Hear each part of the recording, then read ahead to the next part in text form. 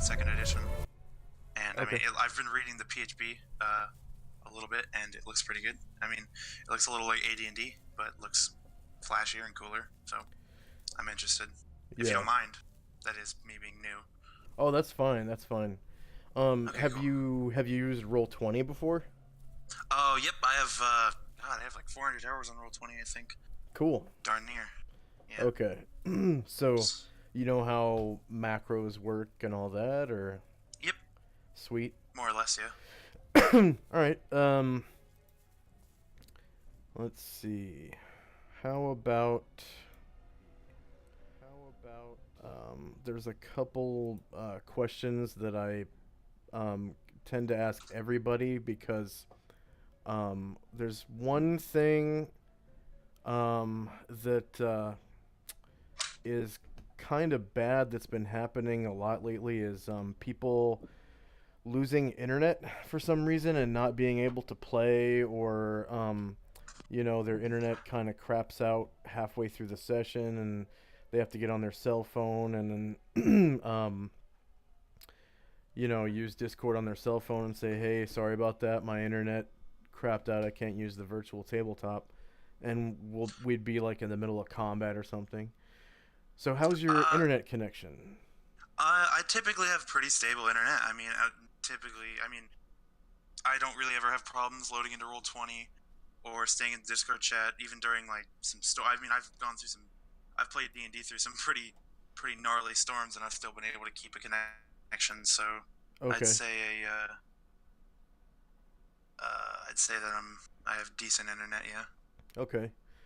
Um, can your PC handle um, like 200 megabytes of RAM? Of RAM, Yeah, I have like 4 gigabytes. four If that's gigabytes. what you're asking. Okay, sweet, sweet. Yeah. Yeah. The only Don't reason worry. I ask is because my campaign is really big compared to most other ones you'll see on Roll20. I That's cool to hear. use yeah. I use dynamic lighting. I use advanced fog of Oh, war. I love dynamic lighting. Yeah, and Love dynamic. I use music, Oh, I and love music. because of that, it takes up a lot of RAM. Yeah, don't And worry. yeah, okay, cool. I just started playing with dynamic lighting, like in the game I'm in on Thursday, and it's Yeah, makes everything so much better. yeah. Its immersion is much better Yeah. with dynamic lighting, and to some extent, advanced fog of war because your character, while in the dungeon, your character remembers where he's been because of Yeah.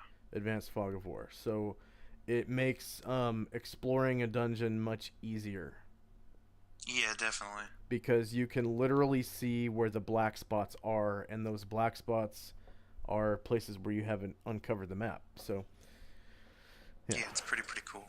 Um, and then I use a lot of automation that it takes up a lot of PC assets. So I ask people about their PC ahead of time just so there's no surprises. Yep. If we do get to the character creation part of the interview, I'll probably have you build your character on the dungeon map. That way, if there's any trouble controlling your token or anything, we'll find out. Yep. We'll find out. Okay. Um, Yeah. how much time do you have today for an interview? God, I got a few hours honestly, Cool. All right. because I don't I mean I don't typically I typically stay up pretty late, so Okay. And it's I don't 9 clock until like yeah, it's 9:30. I don't clock until like 11 midnight typically, so clock uh, in? you're like clock out rather. Like Okay. I don't By go to clock out, sleep. you mean go to sleep. Okay. All Yeah, right. okay. Yeah, don't worry. No. I don't have a job. I'm Uh, I'm a student. I'm oh, yeah. okay. If Okay. that's not a problem. Yeah, no, it's I mean, I have a job. I work and well, if you count D&D, that's like two jobs. Yeah, But basically. yeah, pretty much. I I kind of treat it uh, like a like a second job. I if I don't spend like 10 to 15 hours a week doing like world building stuff, I kind of feel bad. So um, I try to I try to do lots of world building. So Yeah, um, it definitely sound like a pretty awesome GM. thanks, thanks. To put that much time in it for just for us, you know. Yeah, have you seen our past sessions? I have not. No. Okay. So we stream on live on Twitch, and then I upload the sessions to each session to YouTube.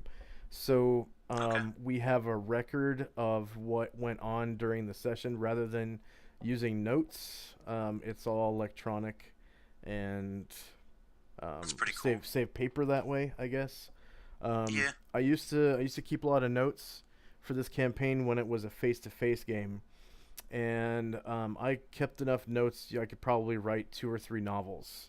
So I took Jesus. up a lot of paper, and I don't like that. It's just baggage that I have to take Carry around, around. and Yeah. I still, I mean, I have a lot of books, and that just adds to it. So I Yeah. probably have about Understandable. maybe about 3 grand worth of second edition books, Huh. and box sets. So that I Dang. accumulated So. from like Yeah. 1997 until probably 2013 ish. I think that was Yeah. the last Wow. time I got a book. So, but so are you familiar with purpleworm.org? Uh, doesn't ring a bell. No. Okay, so I'm gonna give you a couple assets real quick Okay. for second edition. There's purpleworm.org. It's a great asset. It's not a PDF. It is a database of books. So the difference is it doesn't show like photographs of the pages. It is an alphabetical breakdown of every single heading in like all the core books, including the splat books, except for the Ninja's Handbook and the Humanoid's Handbook. They missed those two for some reason. Oh, there's a lot more books than I thought. Yeah, so this Yeah. is the link to purpleworm.org/rules, and that's Yep. for second edition. And just about anything you want to look up, it's in there. If you just click on index, it will break down all the books headers into alphabetical order, and then from there you can use your control F function for Windows to Yep. find different subjects. Like if you want to look up potion of healing, potion of extra healing, a spell like the wish spell, fireball, you just control F it, and it'll take you right to it. Yep. So I use Purple Worm mostly for rules, um, but there are a lot of books for like the races and stuff that I use that are not found in Purple Worm. Yeah. So such as the Ninja's Handbook. I use the Ninja's Handbook for martial arts, and I use the Humanoid's Handbook, of course, for humanoid characters. So sounds like you have a Yeah. question. You have a Oh question? no, sorry. Oh, But I okay. am gonna real quick switch over to my computer. Okay. Yeah, go ahead. Go ahead. Cool. Yeah, just a sec. Hold on. I'm just gonna I'm gonna get some wine. While you're doing that, I'll be right back. have fun.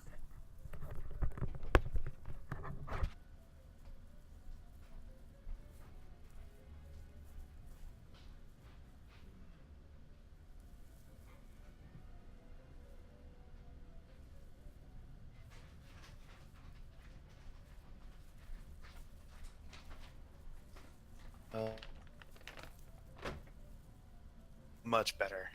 Uh, nice, nice, nice.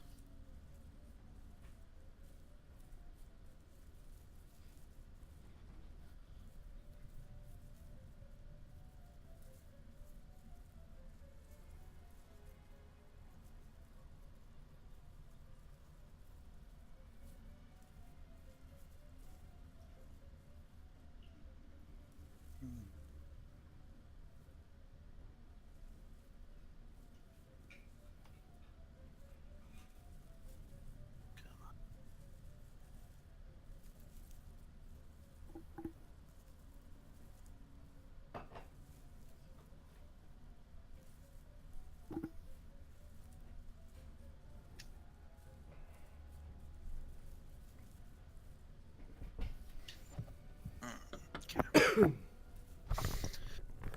right, I'm back. Did you switch over?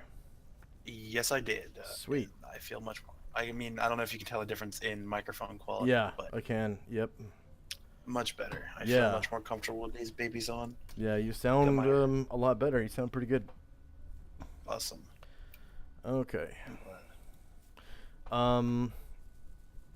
All right. So we've got your headset settled, your internet. Yep. How's your PC? Is it a desktop, laptop? What? I have a HP desktop. Oh, okay. Not the beefiest, but you know, she gets the job done. Yeah. Yeah. What which processor does it have? CPU. I have no idea. Really? Okay.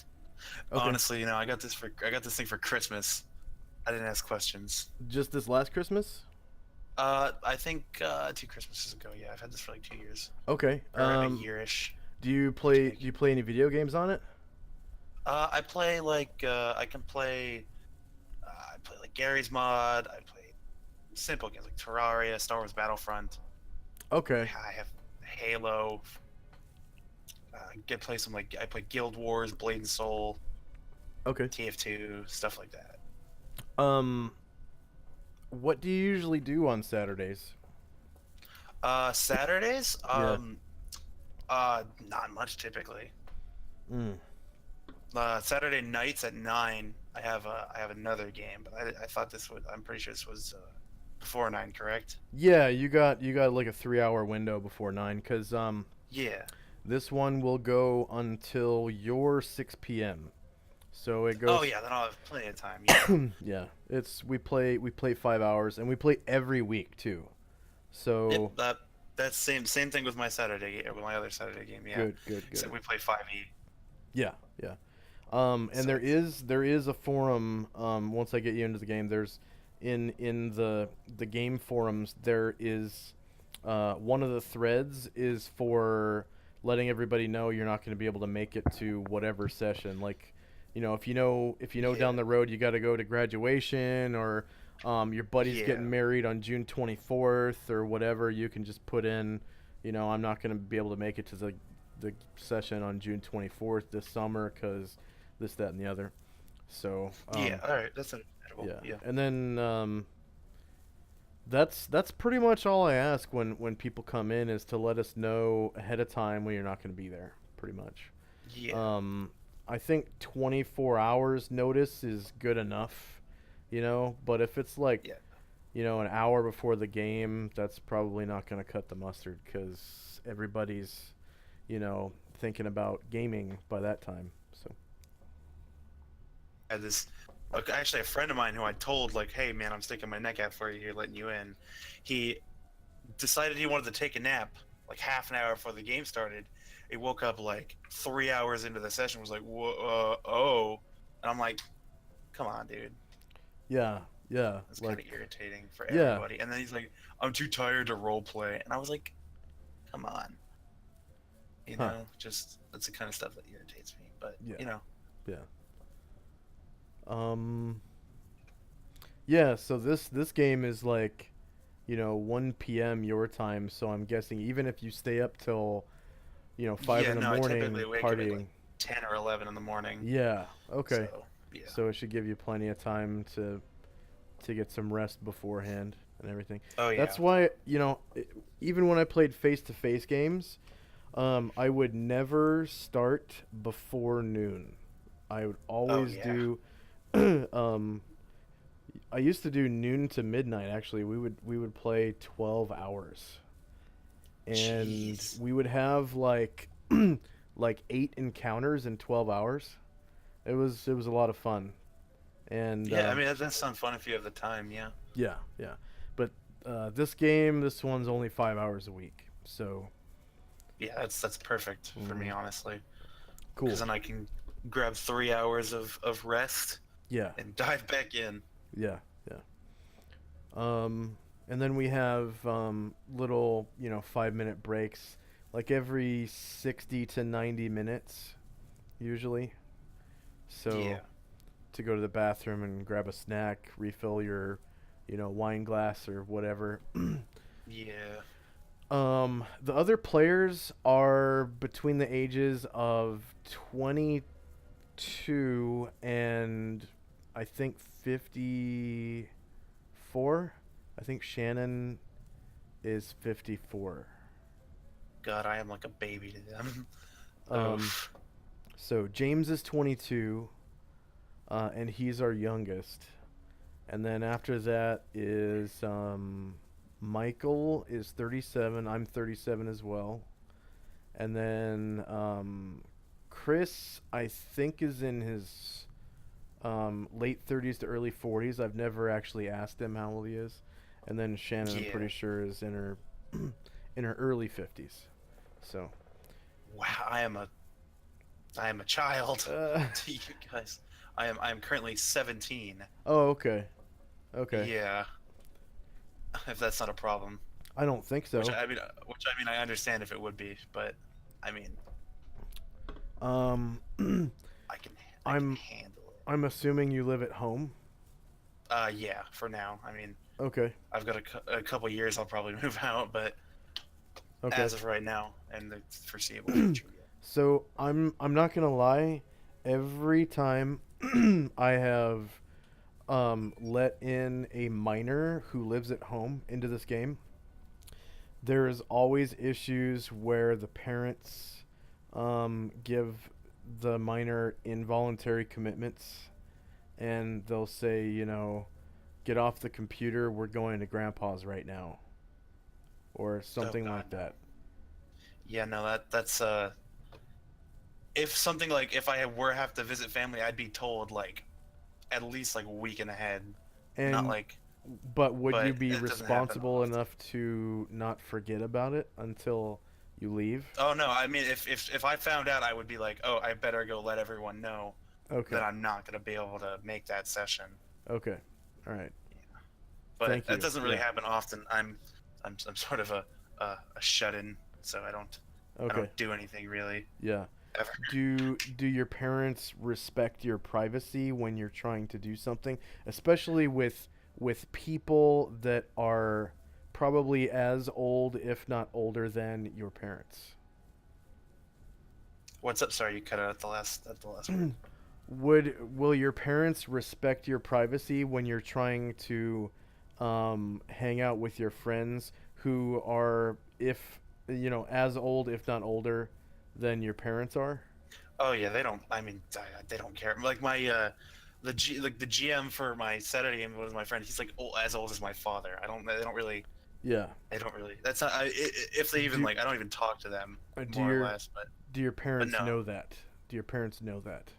I talked about him being like my dad's age, so they don't care.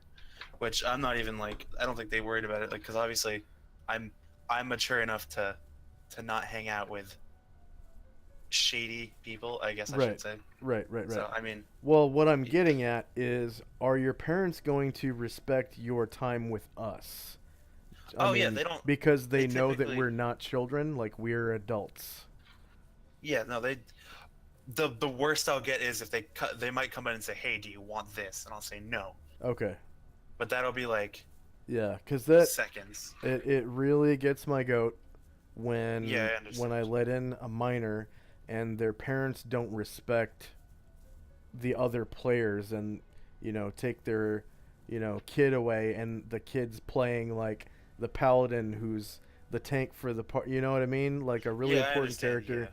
So yeah, yeah, definitely. okay, you can understand what I'm talking Yeah, about no, then. totally. Yeah, that doesn't. I Okay, don't good. really get pulled out of games ever, really. Okay, that's awesome. All right, all right. Yeah, because my first, I used to play back Saturday. It would be like I played. I want to say it was like 3 to 8, and then I would play 9 to midnight or 9 to 2.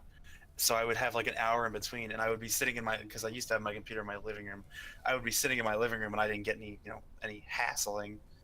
So it should be all good. Okay, okay, Yeah. that's awesome. All right. Um. Okay, so regarding patience, when we're playing the game, every player is going to have a turn to move their characters around and do actions with their characters and do some role playing. And I try to keep the turns down to, around 60 seconds. Sometimes the turns go over 60 seconds because there's a conversation that happens between players. Yeah. And but each player will be on the turn order tracker as their main character, and each player will have a cyclic turn, like it all goes in a cycle. Okay. Yeah. So you will actually be forced to roleplay for 60 seconds what your character or characters is or are doing, for about 60 seconds. Is that okay? Yep. Oh, I love roleplay, honestly. Okay, good. But yeah, I can use words to describe what I'm gonna do. I'm not gonna I shoot him. It's like, right. Well, no, I don't mean in combat. I mean out of Oh, combat. out of combat? Oh god, yeah, I love roleplay. Yeah, you will have a turn. Like everyone gets a cyclic turn. That's a nice way to handle it, because so people, not one person is doing everything. Exactly. Yeah, I absolutely. That's pretty cool. Yeah. Okay, and would you feel as though you were being put on the spot?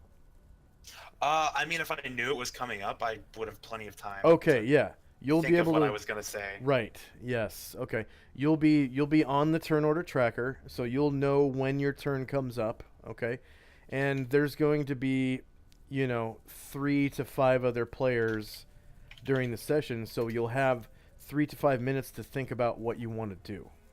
Yeah, exactly. Is that okay? Yeah, that's awesome. Perfect.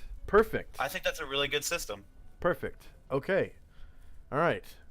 So, how do you feel about creating a character? I feel like I'm gonna be a little rough about it, because I mean I don't really know my way around the system. Okay. But I would love to. Well, I'm here to help you. All right. So, what I'm gonna do is I'm going to invite you to the game. Awesome. And if you log into your Roll20 account, you will find a mail waiting for you that says you've been invited to play the Orb of Solenod Hex. All right. Are you about to send that now then? I just sent it right now. So if you refresh, I'm sure you'll find it in your mailbox. Oh, yep, there it is. Okay. And then go ahead and join the virtual tabletop, and I'll give you a character sheet as soon as possible. Okay. Okay, character sheet. Okay, you're gonna let me. All right, I hit accept. What's up going on with Roll20 now? All right. Oh, here we go. No. All right, what's going on? Okay. I don't know what Roll20 is doing right now. I say it popped up. I clicked accept, and it's just. Okay. Huh. Click on your My Games list, and then you'll find it in the list of games. Nope. What is going on? I will invite you one more time. Yeah, I'm sorry. I don't know what's going on. Huh. Yeah, no, that's I probably did something wrong. I'm sorry. That's fine.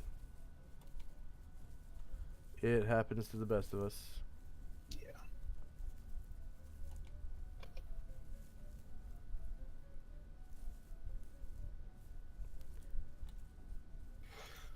Okay. Says there's already a pending invitation for that player. So you have not accepted nor so is it possible refresh? to I'm not giving you a link. No. Hell to the no. Yeah, no, I understand that. Yeah. Oh, sorry about that. Yeah. You can write a whole new application before I give you a link. Yeah. Huh. Why is Roll20 doing this? You're gonna need to refresh. Yeah, that's what I've been. Yeah, I'm gonna refresh here. Let's go to my games. Nope. Why are you doing this to me? You're gonna have to log out and log back in. Yeah, that's what I'm gonna do right now. Sign out. Log back in.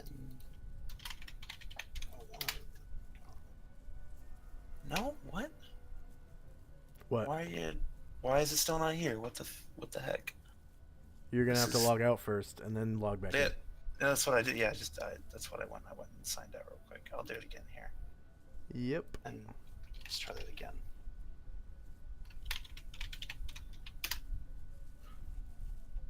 No? Okay, hold on. Is that invitation section on here that I can double go back to, or Nope. that's wow? Why that is what?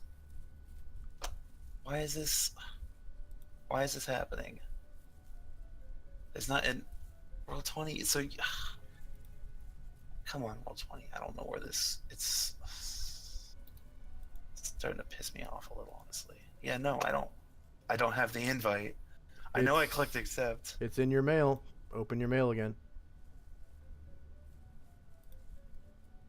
Yeah, I mean, I click mail.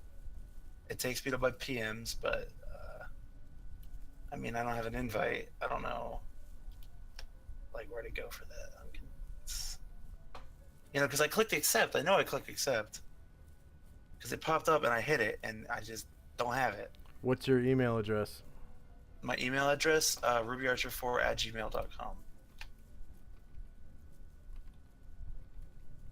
Ruby Archer. Yep, rubyarcher4. Yeah, all one word.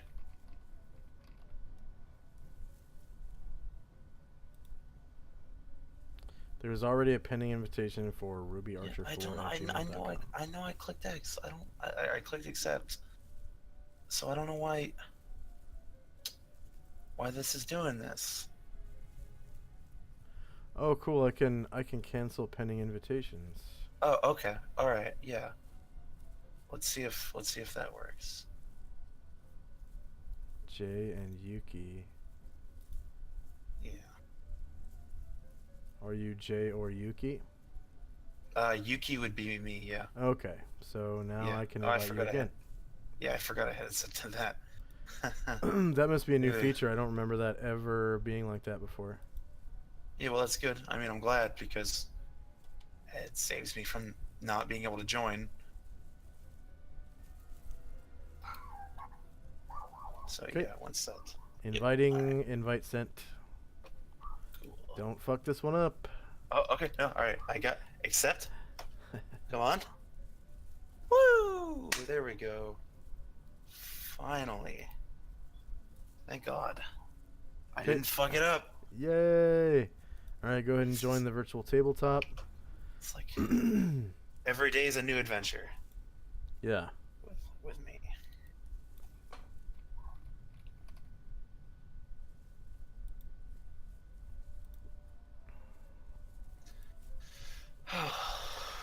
Okay, so the first thing you're going to need is a name for your character. Name for And my character.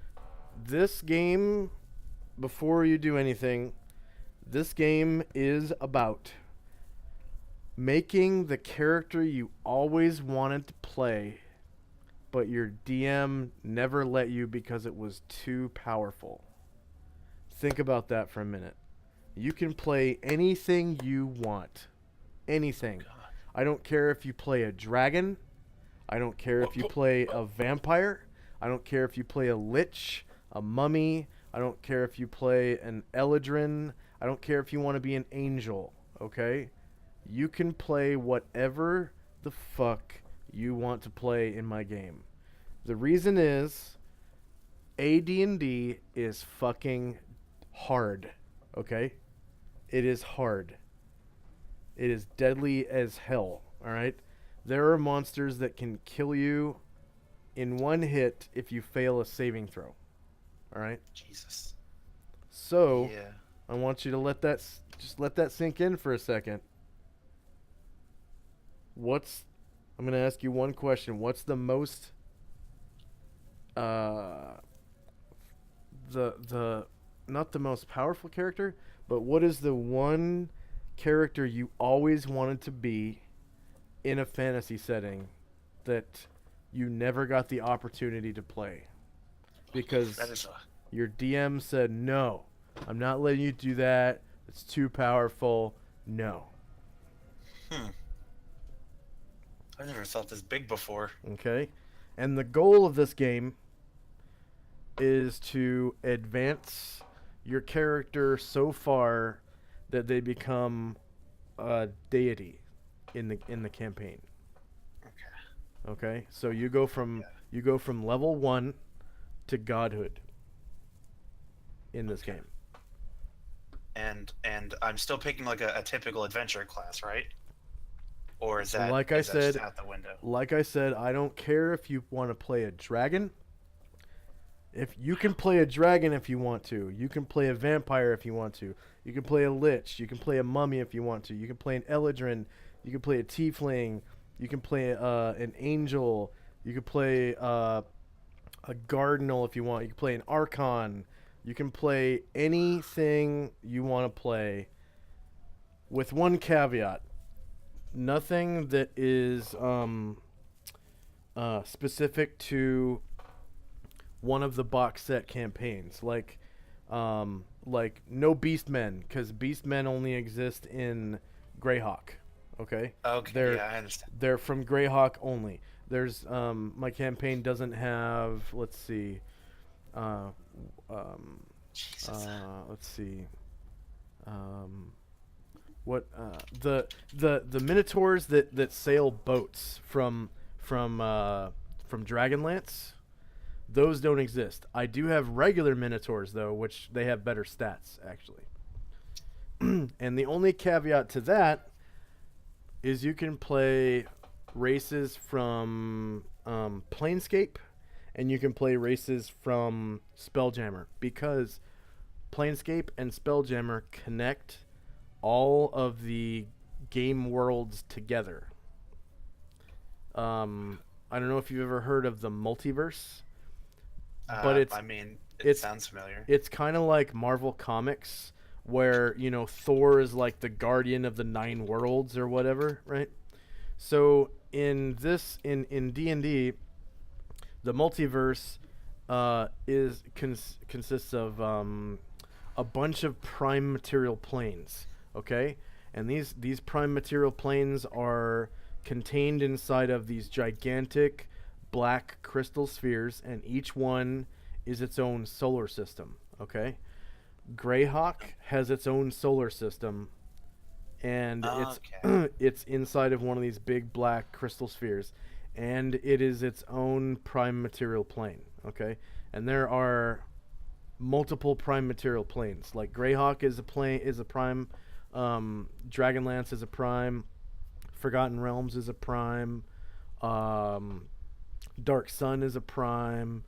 Mystara is a prime. My World is a prime as well. Okay. So, and all these prime material planes are connected through the planes via the Planescape campaign.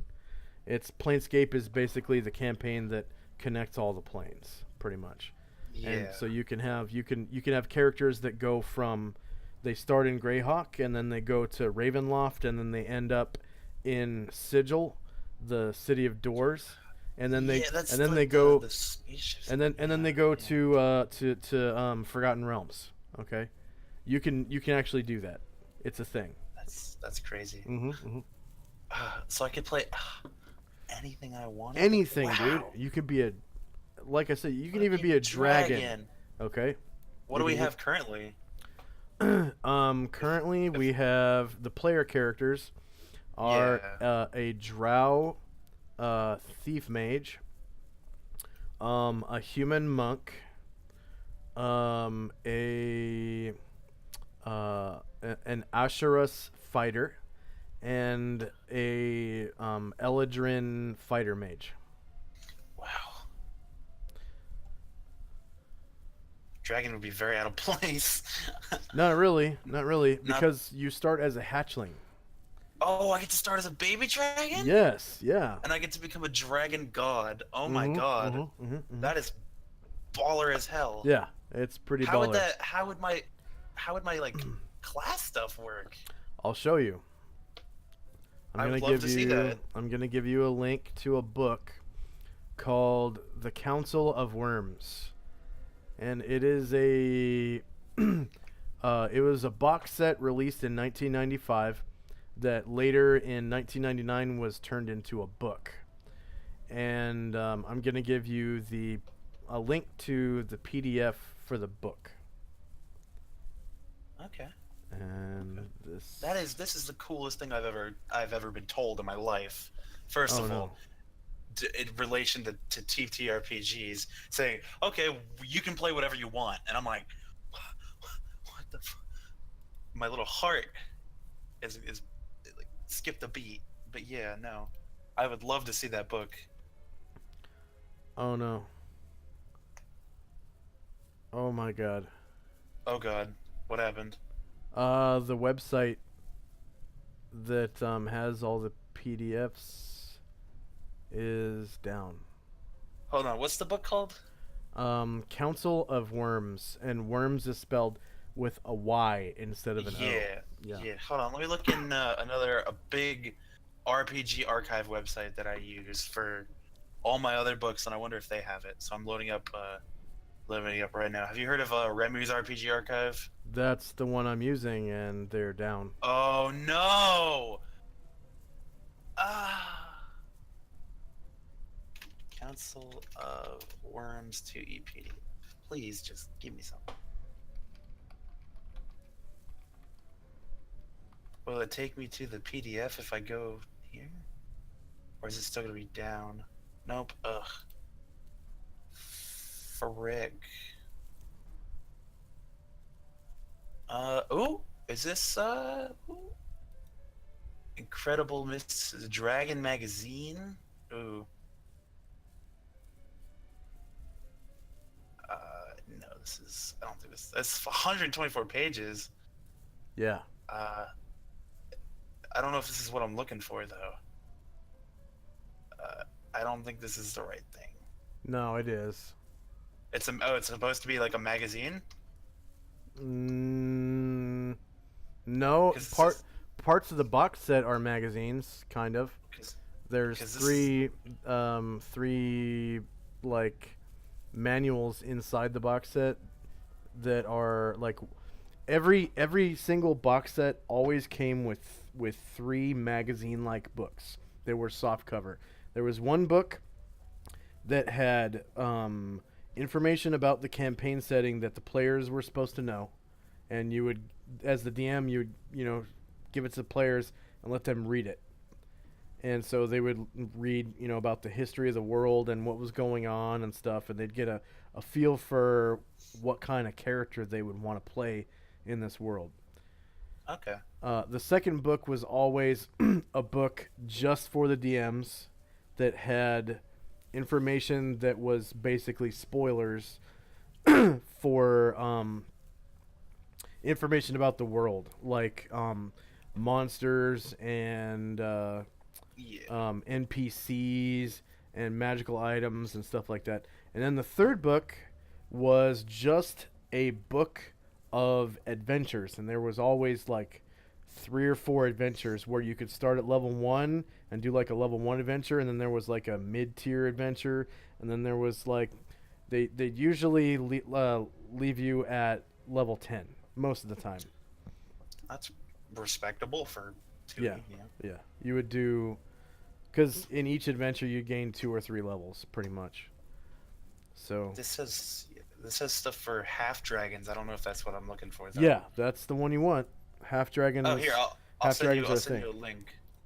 Here, I'll send you the. I'll PM you the link Okay. to it.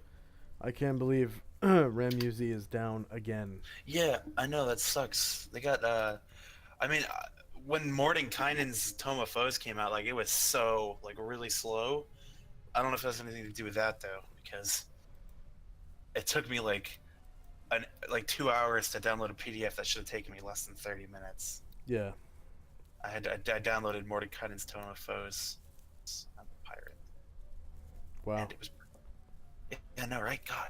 But yeah, does that look good?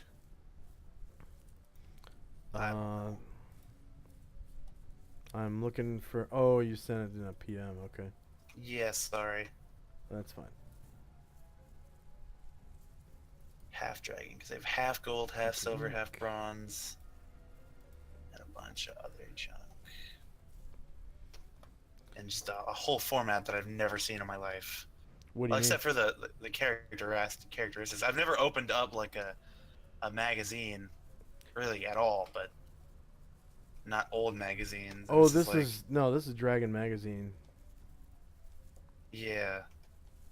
I don't know if this is what I'm looking for though. No. Wait. Let Yeah, me. no, Let me because they have see. half dragon stats at like page 26. 26. Half dragon characteristics rather, not stats, like weight, adjustment or something. I don't know. Oh I don't think this is what I'm looking for. no, this is not.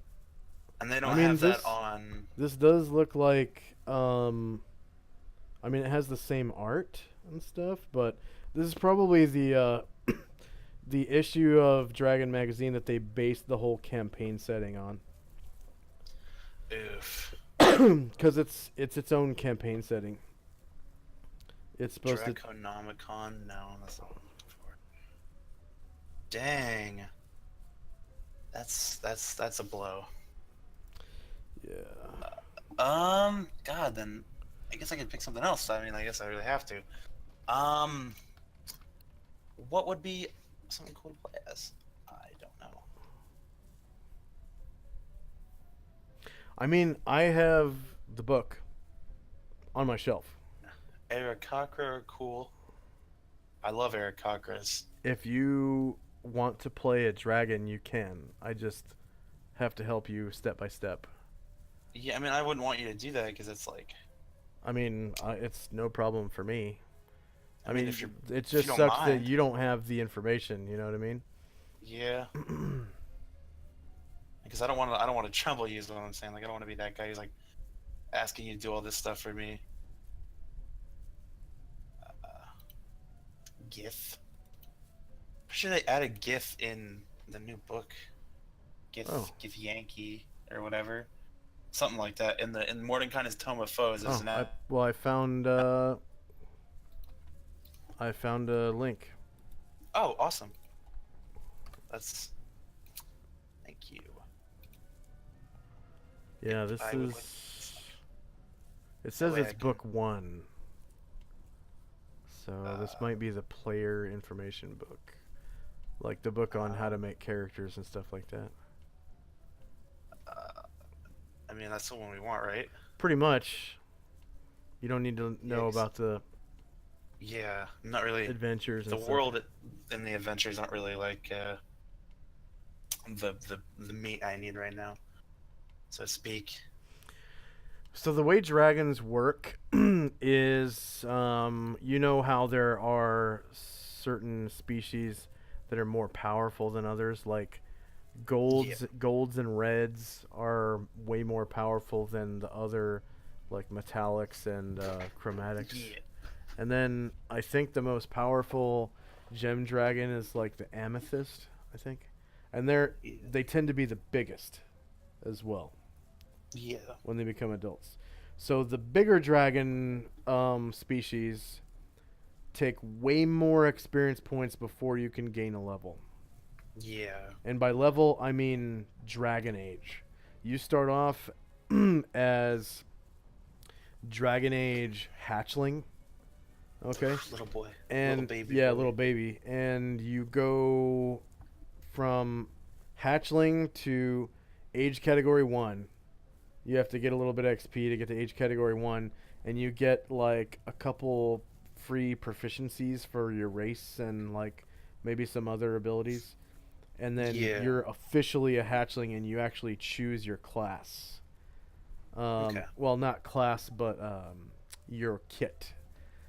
So there's, like Dragon Mage, Dragon Psionicist, Dragon Priest, Cleric. and Dragon PC, which is basically the fighter. Yeah. And the Dragon PC is essentially the same as a dragon straight out of the monster manual. Yeah. The other kits are pretty unique. Yeah. So the larger dragon breeds, you might need like 500,000 experience points Oh, to Jesus. get to age category 2. So, but you start off with more hit dice. So you have more hit That's- points, you have better AC because you're a more powerful dragon. You probably do way more damage as a bigger breed. Yeah. Excuse me. Some of the bigger dragons also have 2 breath weapons instead of 1. Like, for example, the silver has an ice breath weapon and a gas breath weapon that causes stun or like paralysis, basically. And they're a pretty powerful, like, larger breed for metallics. Yeah. Sounds like you're There's about to a say thing. something. Go ahead. Oh no, I'm just commenting. I guess I'm just Perusing? thinking. Oh, okay. Yeah, I'm thinking of which one I want to go. Although I guess there's stat requirements for each, isn't there? There are stat requirements, but they're not very high. If you take a look, Yeah. like Yeah, they're pretty low. yeah, and I use method 5, which is you roll 4d6 and you keep the 3 highest ones, and you roll Oh, so it's 6 times and you arrange them however you want. Oh, okay. So it's not far off from like 5th edition, because that's how at least I've always had it done in 5th edition. So that I'm Yeah. pretty familiar with that. Yeah. 46 keep or drop lowest one. Yeah. So 46 or keep the highest 3 or drop the lowest one. Same thing. yeah. So do Um you want me to roll my stats now? Actually, just go ahead and, keep a mental note of, picture what you want to be. All right. Go ahead and give Okay. yourself a name. Okay. The first thing is a Low- name, and then Name, tell me okay. what race you want. Okay. The name will be. No, that would be dumb. I'm not going to use the name Parthenax. That sounds fine to me. I mean, Oh, it's. It's a cool name, but it's just a rip straight from Skyrim. oh, So yeah, yeah, which is why I'm like I want to be more original. How more about original, yeah.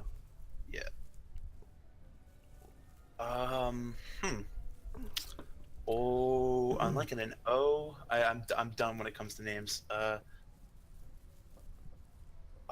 gonna put it in chat right now because having you spell it.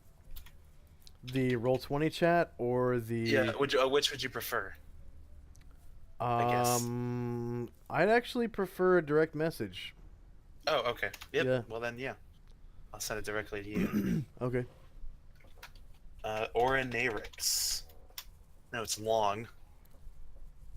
Just Okay. evokes dragon when I think yeah. of that. Just go ahead and put that into your character sheet. I believe you. Oh, I don't have the option to edit it yet. Show to players. Oh, you don't. Okay. Whoops. Yep, it's all good. Okay. There we go. All right. Player's name, or is that? And what are you playing it? Are you gonna be a dragon? Yep. I'm gonna attempt. What Attempt to what go- kind? God, Sapphire just sounds so cool. Sapphire? Sapphire just sounds cool. I like it. It's If funny. that's I okay. just had a guy make a sapphire dragon. Ooh, It's funny. in this game? Yeah. Yep. Ooh. Ooh. Did it end poorly? He I mean, he's not didn't. here, so. He didn't show up to the first session. So Oh. Well then, no loss, no. yeah, if a player doesn't show up to their first session, I just shit can him and move on. Yeah, That's, understandable. nothing personal. Okay. Oronarix. Oh wow, I've never seen this character sheet before. Oh, it's not that bad. Okay. Ornarix. Can a dragon have henchmen? That's a question. Yes, they can actually. That is incredible. I'm so happy that this exists. Okay. So now you have a token. Token. Can you see the token right here? Oh, it's pretty. Would you like me to move it around? See if I can. Yeah, actually, I'm going to copy it and I'm going to put you into the dungeon. Oh, I have all these cool macros. Yeah, yeah, and one of them I like that. One of them you'll be using in a second. Cool. That over there. I like macros. Nobody ever uses them very much, unfortunately. Yeah. In Fifth. Yeah, 5th edition. It's always just click your character sheet. I'm like, okay. Yeah. I've grown used to it.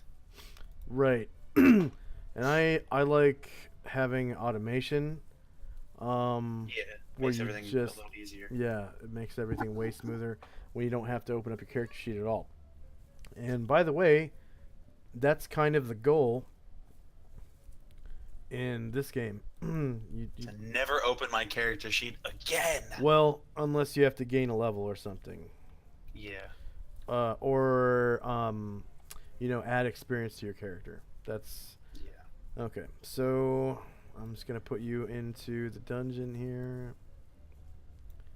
and we will test out your computer's capabilities.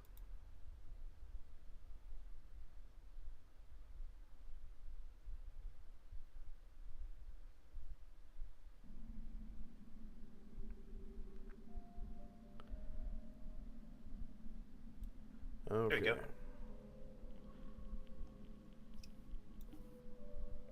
Go for a jog. And there is your token. You should have been pinged straight to it. I'll ping one more time. There you go. I can see it. Okay, so you can move it around and everything. All right, so go ahead and you can see the macros at the top of the screen. There should be one that says character creation. Go ahead and click on that, and it will spit out your stats and your birthday, actually. And then whenever you can go ahead and choose an avatar for your character to put into your character sheet. You can usually find pretty good art on Google. Yeah. Fantasy art. It's Sapphire Dragon. Yeah. The only issue is when it says optional, it means I can be a dude if I want to be a dude, right? Yeah. The gender is optional. Yeah, you can be male or female. Okay, cool. 'Cause Yeah. I was gonna be a dude. Yeah, I just use that for NPCs usually. So.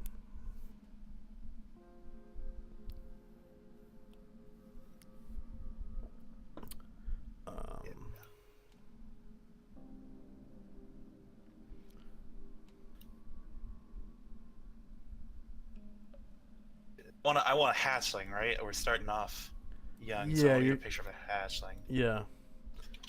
Okay, you got pretty good stats. Not bad. I've seen worse. Yeah, including an 18. So, Yeah, and then I do offer the option of re-rolling one time, but you're stuck with whatever you roll. So, I mean, the whole thing or just one roll? The at this point, entire thing. oh, then I'm not gonna yeah. give up this. Yeah, I This think I would keep two this too.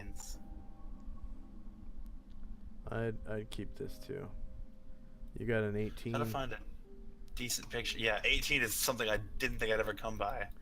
Yeah. See if we can't find a decent picture of a hatchling Sapphire Dragon. That's not bad. I mean, he's in the egg, but it's more or less fantasy art. And then did you want to be?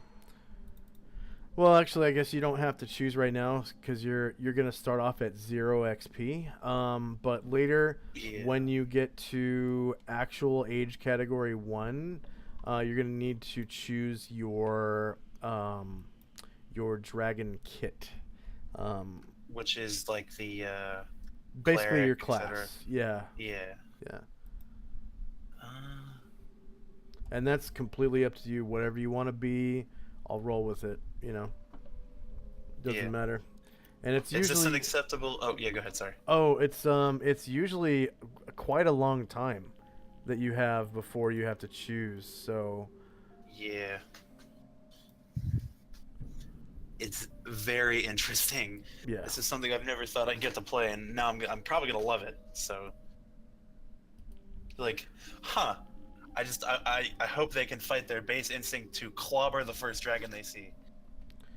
Right. Well, they've had player character dragons before.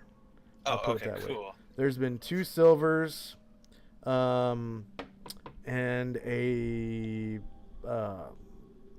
fuck, I can't remember. It was some kind of other gem dragon. Yeah, and then a sapphire that never showed. Yeah, but they don't even know about him. So Yeah, like it's a pretty one. Is this an alright token? I mean, it's just some art that I found that I like. I'll PM it to you, just so you can. oh, the art is completely up to you, man. It is that's okay. your character. The only thing Alright, 'cause I'm here to do is basically enforce that your stats are done correctly and your proficiencies and Yeah. shit like that. So I'm just gonna give you a Yeah. couple abilities on your token. One of them is called Dragon Sense. I smell 'em.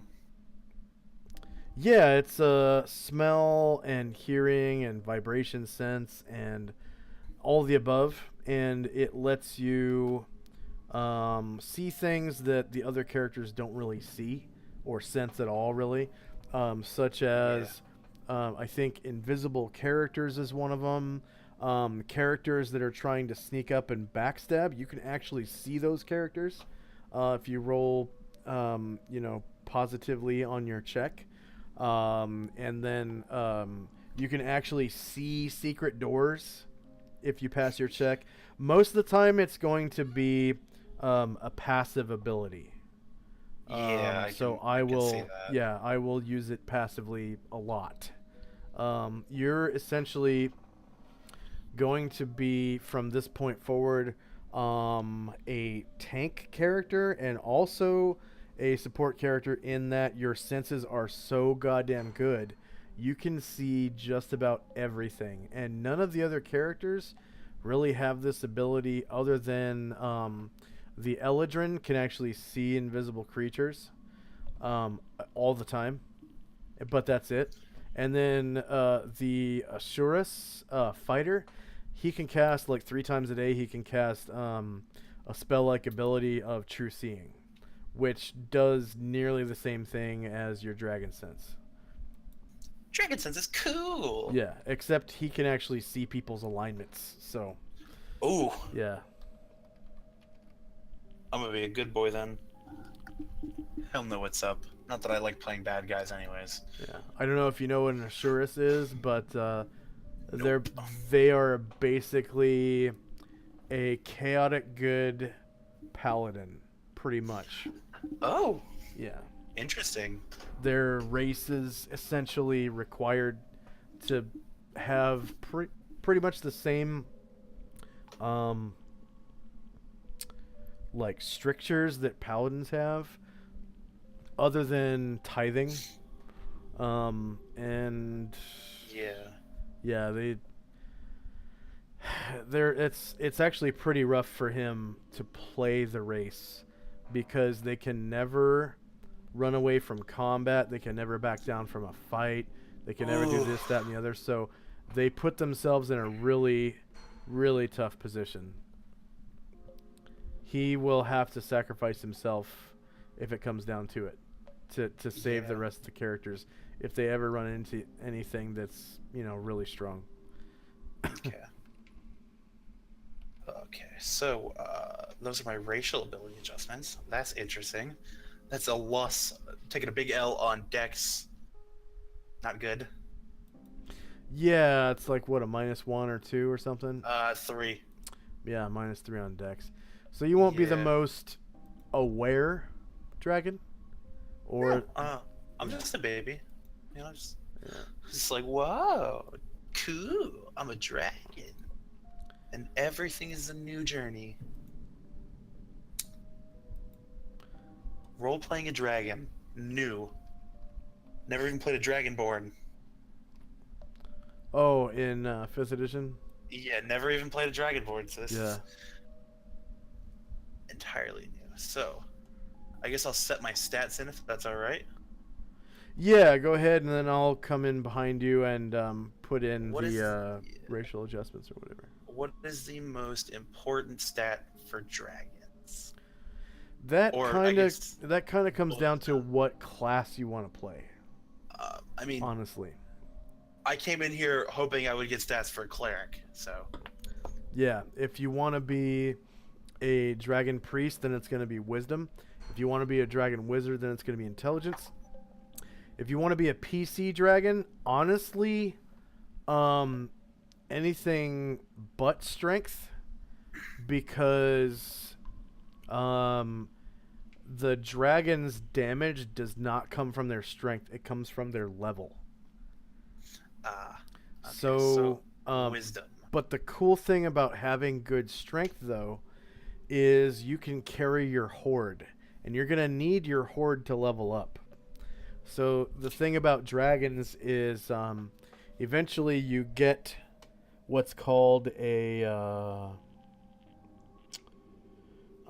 I can't remember what they're called. You get like it's like a cohort or a, man, I can't remember what the term is. Like a henchman? It's or a follower? It's kind of like a henchman.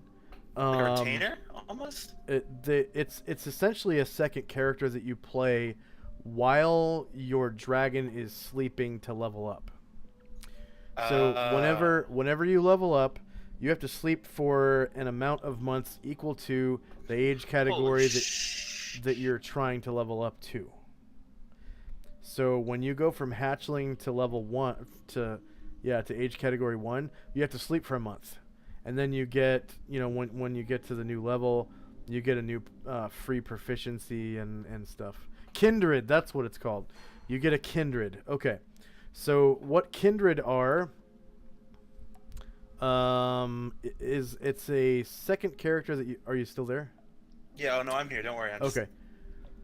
So kindred, a kindred is a second character that you play while your dragon is sleeping, and you have an option to make an elf, a dwarf, excuse me, or a gnome, and you play that character while your dragon is asleep.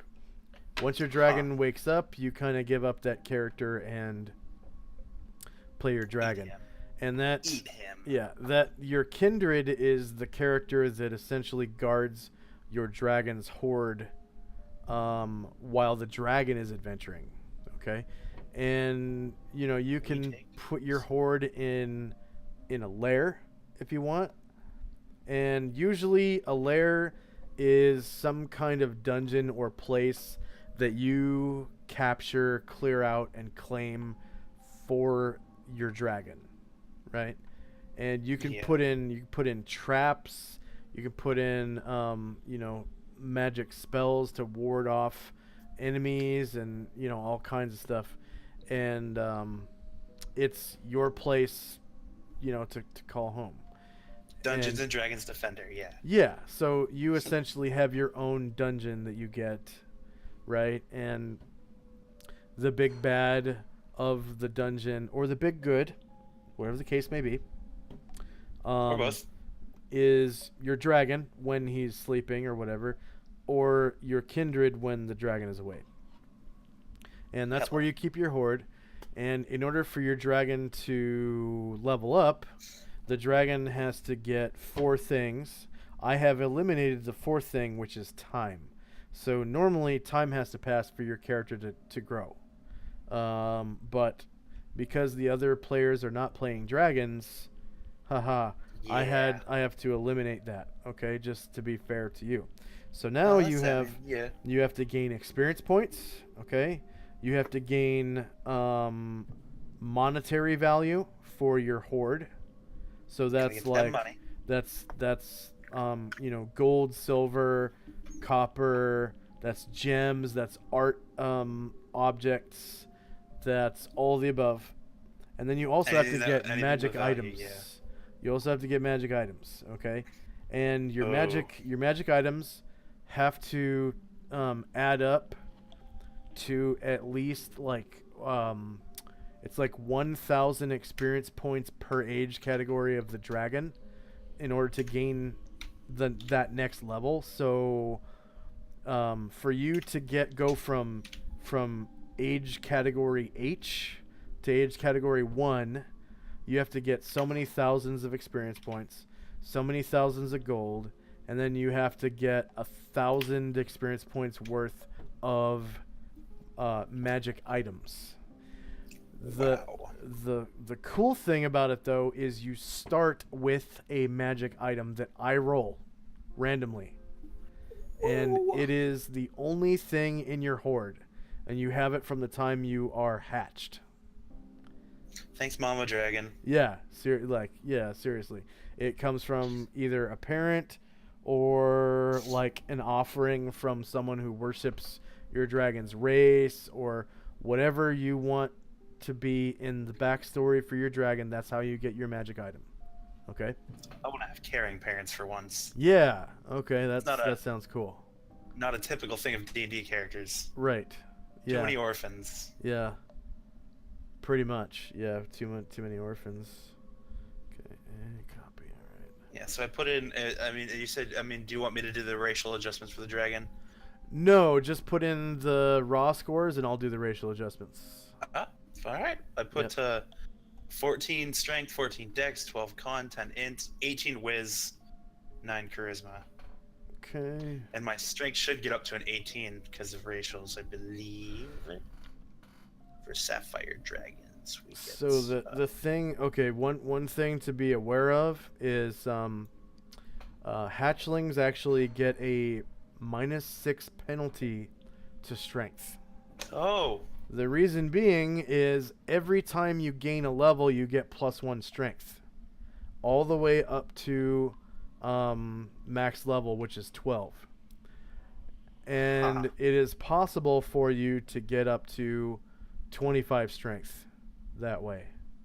Okay? So, if you do your math right, you can land on exactly 25 strength at level 12.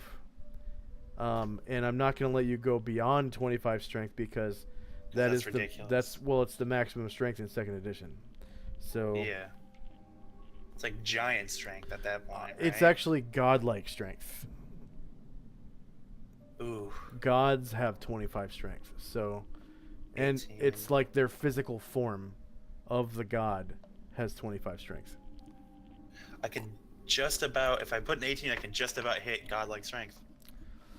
And remember, you're adding 12 to it, so you're adding whatever your racial adjustment is +6, because at hatchling level you get -6, and then eventually you're going to be adding 12. Okay, so if you adjust it so that you have you start off with 19 exactly, that's probably the best way to do it, so you can min-max your strength. I don't care about min-maxing. Honestly, I don't. Yeah. Because I typically like I said before, what do I say about second edition? Hard. Is fucking hard. It's hard and it's deadly. Okay? So yeah, I definitely need that strength, don't I? It all depends on how you want to play your dragon, honestly, but so just so you know, the strength is not going to make you any better in combat. The strength allows you to carry more shit. Yeah. So you can actually carry your horde with you until you're old enough or strong enough to get a lair. Okay? Yeah, so that's why I want to have high strength, but I want the 18 in wisdom because cleric. Yeah, because cleric. So, but do you get a I- +1 to strength as? Is that all I you get a get plus as a sapphire? 4 to strength. So you as, want a 15, but all you got is a 14. So, I guess the best way to min-max it would be to put the 18 in wisdom and the 14 in strength, because with a 14, eventually, you're going to go up to 24 strength. You won't get that 25, but you it'll get be 24. so close. Yeah. Close enough that I think I can manage. Yep. And I'll start off So with 10 technically, because 14. I get +4 for. Right, I get +4 for sapphire, -6 Wait, 14. is 12. What's the racial adjustment? I believe. Let me double check. Sapphire is +4 strength. +4. So from 14, you'll go up to 18, and then -6 -6 is is 12. 12, Yeah, my and then math plus is bad. 12 is 24. Yeah, so I'll be able to hit the same thing as if I put, my well, if I put my 18 in there, I'd hit. But I'm not worried about that extra point, honestly. Actually, you'll be wasting strength if you put your 18 in strength. I could put. 'cause- It would be much better to put it into wisdom. Oh yeah, Yes. because I think you'll get extra spells and stuff. You'll get a lot. You get a lot of spells out of 18 wisdom, and don't you get? Oh, don't you I'm get a a healer bonus? dragon. Don't you get a bonus to wisdom? Yep, my wisdom will be at 19. Okay. Yeah, I believe. A -1 to charisma and a +2 to int. Actually, so that and int and wisdom or charisma right now. Yeah, your character is gonna be baller, dude. You're gonna be basically Like a dragon. well, you'll be a super tanky cleric, pretty much, because dragon priests, they get spells as soon as they get to level 1. Hella. Yeah, Oh yeah, because that's when I get my kit, right? I get level 1. yeah, yeah, So, oh, wow, right at the bat. yeah. Hella. And let's see. Where is that link? Copy link. Oh, oh yeah, each dragon has like a specific they have a XP table. specific- Yeah. Yeah, and they have a specific like alignment. That's the word I'm looking for. Well, no. PCs can be any alignment. Oh, okay. Cool. Yeah, because it says here lawful neutral. Yeah, That's the Sapphire that's Dragon. that's not required. That's just their Oh. general alignment. I like lawful neutral anyway, so. You can be that if you want to be, definitely. Chaotic good is something I typically always go Yeah. because it gives you that wiggle room. You can still do bad stuff if it's for a good cause. Mm, Kind of. At least that's how I've always been told it works. that would be weird. So, good characters always try to do good. Neutral characters might do some evil stuff for a good cause. It's Like lawful a neutral druid. would be like, Lawful Yeah. neutral would definitely do some evil shit for a good cause. Yeah. listen, this group of barbarians, they're being kind of Mhm. they're hurting people, so let's wipe them all out. Yeah. Let's And commit genocide. yeah, in fact, lawful neutral characters, they don't really care about morality at all as long as society If is it's- benefiting from their actions. That's how a good friend of mine, he's playing a Paladin of Conquest in our 5th edition game, and he's like, "Oh yeah, no, I've killed millions. As long as society benefits, I don't really care." I'm like, "Oh, Yep. yeah." He was talking about how he was committing genocide on the orcs, and I was an orc, and I was like, "Huh, we're gonna have some problems." But yeah, no, yeah. So I got my stats down. That's part 1. Okay. Now you're gonna have to move on to the proficiencies. Okay. All this stuff I'm so confused about. Okay, so proficiencies. Let's see. I'm gonna have to paste some stuff into your bio so that you can see it. So real quick, I'm just going to put in to your bio the racial adjustments. I'm actually putting it into the part of the bio that you cannot see. It's the GM only part. Oh, the GM notes. Yeah. Yeah. So that's Yeah, oh no. Okay, there it goes. Oh no. I Okay, thought that it scared me. deleted something for a second, but it didn't. Okay. AC Save 0. them changes. I wish. Oh, okay. So second edition's armor class is descending rather than ascending. So you start at 10. That's yeah. So the equivalent in 5th edition of AC 0 would be AC 20. Yeah. Yeah. So that's All these really... dragons have negative AC. That gets me going. Okay, so you... But I don't know how that befits to PCs. Let's see. Good, you can go to level 12 cleric. Use the Dragon Priest, Dragon Mage, and Dragon Silence as PC kits included in the product. Okay. So I need to find your experience table. Yeah. Where's that at? I don't know. It's like table 7 or something. Okay. Thieving? Oh. There we go. I think. Half. These are halves. Table 8 is base hit dice. And There we go. Oh, here they are. Okay. It's It's page like 2030. yeah, is where copper, they start. Sapphire, and green. Yeah, so it's 64 grand to get To level 1, yeah. to be a big boy. Well, not even a big boy, to be like an older boy. Well, that's when you get your class. So that's when you get your What? powers, as a priest. You All my also spells. that's also when you get your free proficiency for your race, whatever that may be. Yeah, whatever that Okay. means. Each dragon race gets their own free proficiency.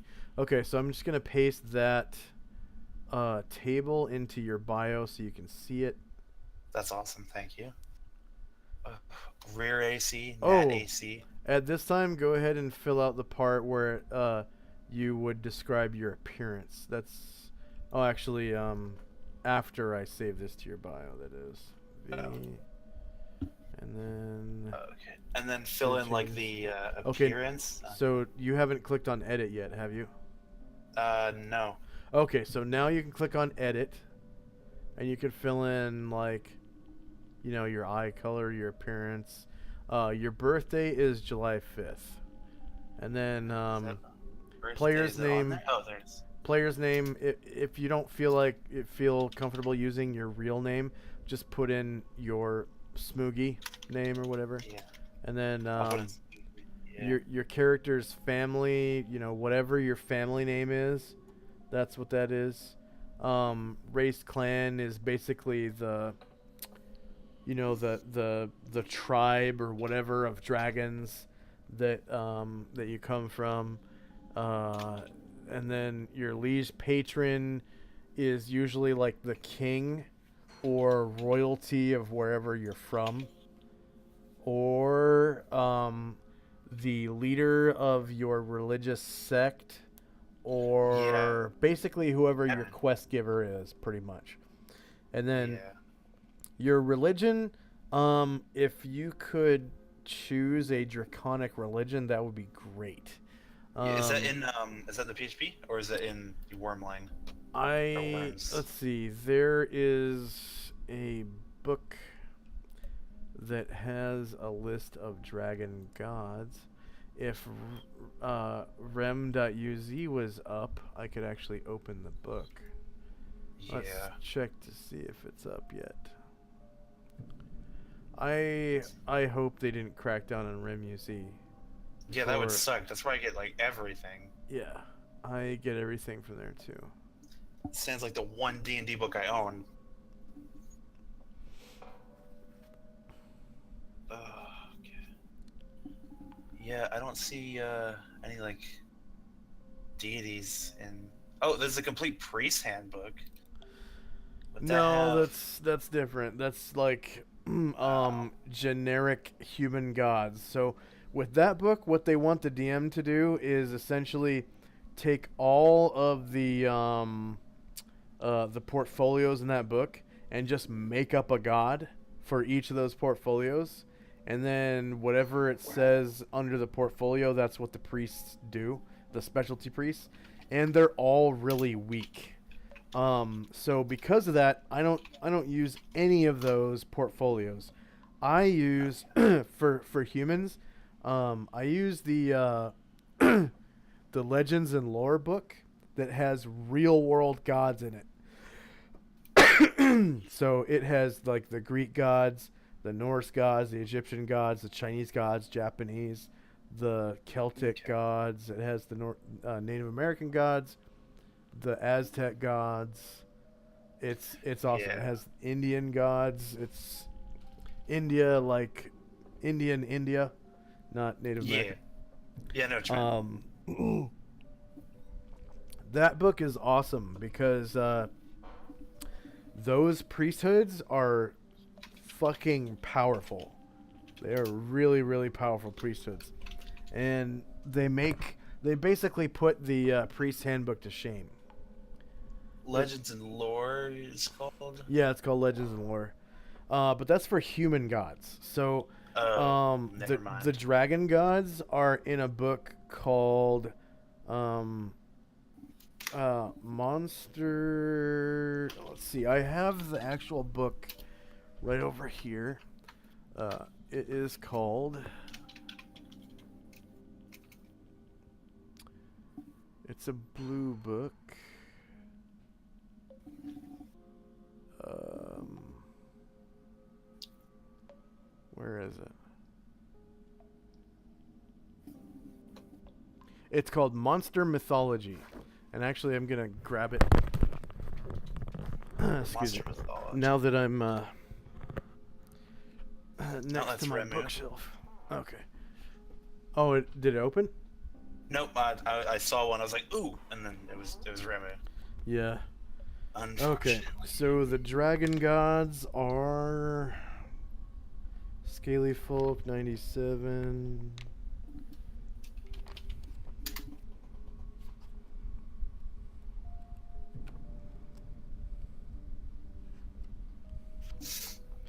Okay. The complete monster.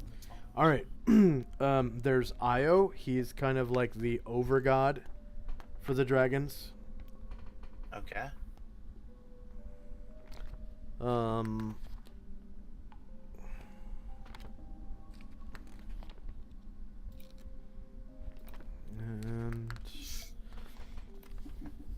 And then there is Ostarinian. He is the dragon god of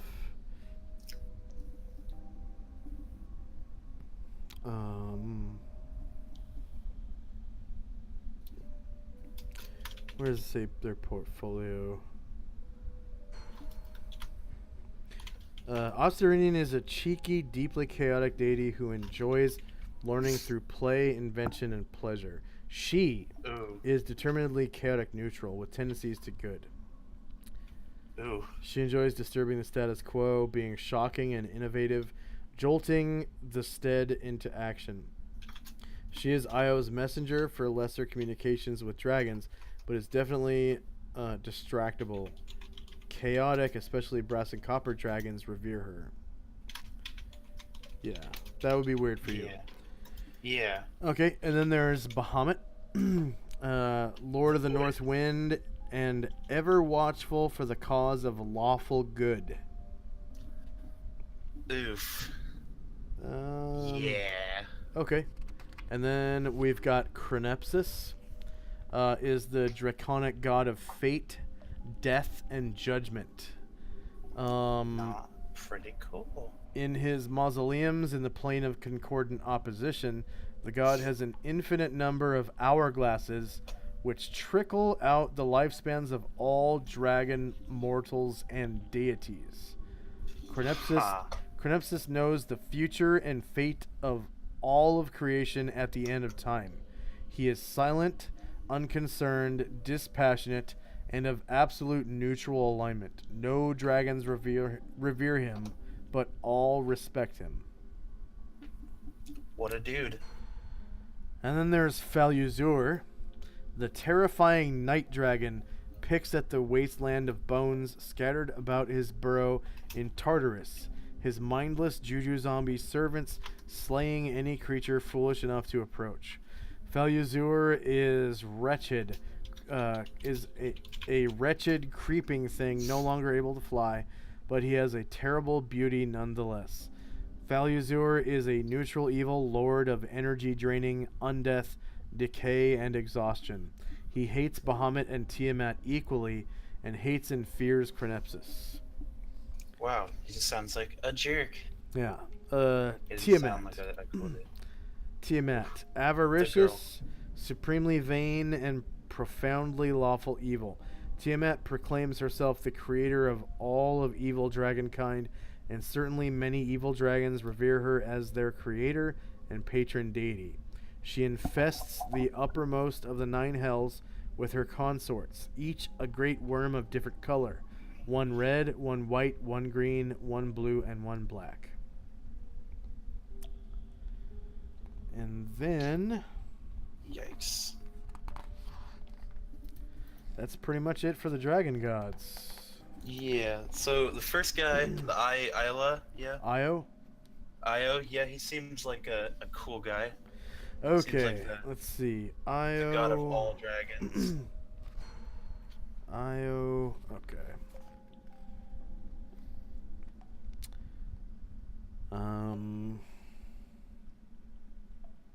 Io is of pure neutral alignment and also of all alignments transcended by pure neutrality. His avatars appear in all alignments, and exceptional and wise dragons of all alignments revere him in the appropriate aspect. They only manifest on the prime material plane when affairs absolutely crucial to the survival of part of dragonkind or a great globe-spanning conflict are involved. Be unbelievably careful with using any avatar of Io. Such an appearance could change a world irrevocably. In a conflict situation, few creatures could possibly hope even to flee for survival from his avatar, let alone offer it any kind of opposition save for a great army or a very high-powered group with truly powerful magic. The avatar may appear on some mission to worlds which have deep dragons asleep in the core of the earth if they exist in the DM's game world, and she wishes to use this myth, communing with their spiritual forms. Because many worlds do not have deep denizens, this idea is left for the DM to develop if she so wishes. Io may very rarely manifest part of his being by communicating with an exceptionally wise or intelligent mortal being by drawing the astral body to fly with Io's avatar in the astral plane. This is recalled by the being as a wondrous inspirational dream, and Io's symbol may appear to mark the event on some hidden part of the body, the crown of the head, below the hair, below a fingernail, or some similarly subtle place. Okay. I mean, that sounds like, I mean, the other gods are like evil or good. Don't have that nice, like, in-between. Yeah, well... Like Io does. Chronepsis is in between too, but it says nobody really worships him. Yeah. Which is kind of bullshit. Like, why have him at all? Maybe I'm the guy who's like, hey, you know, he's not that bad. You know, guys, give the guy some love. Yeah. Yeah, Faluzur is not totally fucking evil. Come on. At least he does something with all these bones. Yeah, right? Come on, guys. He's not just leaving them lie around like a litter bug. Yeah, Chronepsis. I mean, break the mold, you know what I mean? Yeah. Be the one that you want to be. Yeah. Yeah, you know what? Yeah. How do you spell that? What, Chronepsis? Yeah. It is spelled. Whoops.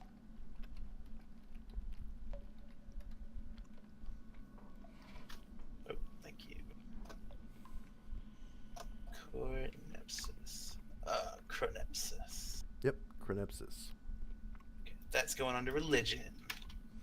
And then race is just like Sapphire, yeah?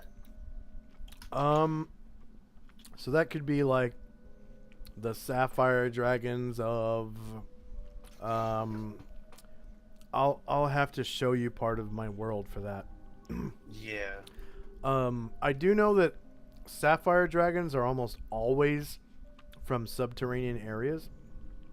Underground. Yeah, so you are going to be from my version of the Underdark, which I call. Oh, are you familiar with geology at all? I mean, very briefly in Okay. like a science class I've been in. All right. So, are you familiar with like the crust, the mantle, and the core? Yeah. I got that much. Okay. So, in my campaign, the Underdark is called the Mantle, Wow, and that's pretty baller. I like that name. okay. So, the mantle looks like this. The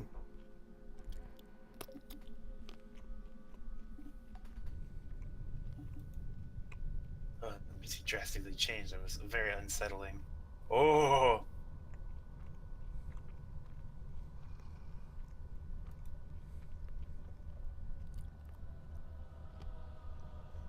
that is. I can't see anything, but I can hear it. 1 second. Yeah, I can see my little dude there or something there. But it is very unsettling here. I'm actually going to turn off dynamic lighting. Don't spoil anything. Well, your character should know about this stuff. True, true. All right. So, dynamic lighting disabled. That Okay. snarly breathing is terrifying. Yeah. Very ambient. I'm just gonna reveal the entire map to you. What a guy. All right. So, this is 1/4 of the Underdark. All right. So you can see the mushrooms, right? Yep. Those are mushroom forests. Oh. The black watery areas are underground oceans. The green watery area is acid pools that are created by the fungus. Oh. The Don't drink. Yeah, the crystals are crystal formations formed by the acid dissolving minerals within the earth. Okay? Oh. Pretty And cool. then the stony areas are actual stone that have been carved out by purple worms. Gotta love them. Okay. So you can travel through the stony areas through purple worm tunnels that eventually run into each other, and you can, find your way through the stone that way. It's just really hard, and you might have to double back eventually to get where you want to go. Yeah. So that means that the stone itself is porous. And That's pretty cool. it's perforated by all these, purple worm tunnels Yeah. that gotta are love 'em. permanent. So you can get around this whole map, and there are no obstacles really. So yeah, so your character would be from one of these crystalline areas. Love them. Home sweet home. So I could put mantle as my right. The Or mantle, homeland. yeah, the mantle would be your homeland. Who would give me a mission down here? That's a rough one. I mean, a liege or a patron who comes down here and sees this little dragon and is like, "You, I have a plan for you. Get up there." There's just me like, eh. So that is something I am stumped about. 'Cause I don't know. Weird. I can't seem to. Oh, they're on the freaking GM layer. Okay, Oof. so there's actually more crystals than that. Control M.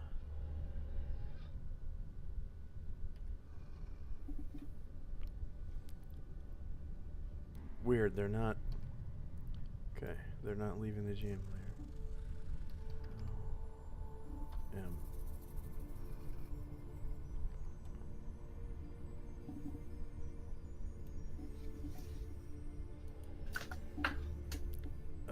Layer. Map layer. There we go. I have to manually. Oof. That's unfortunate.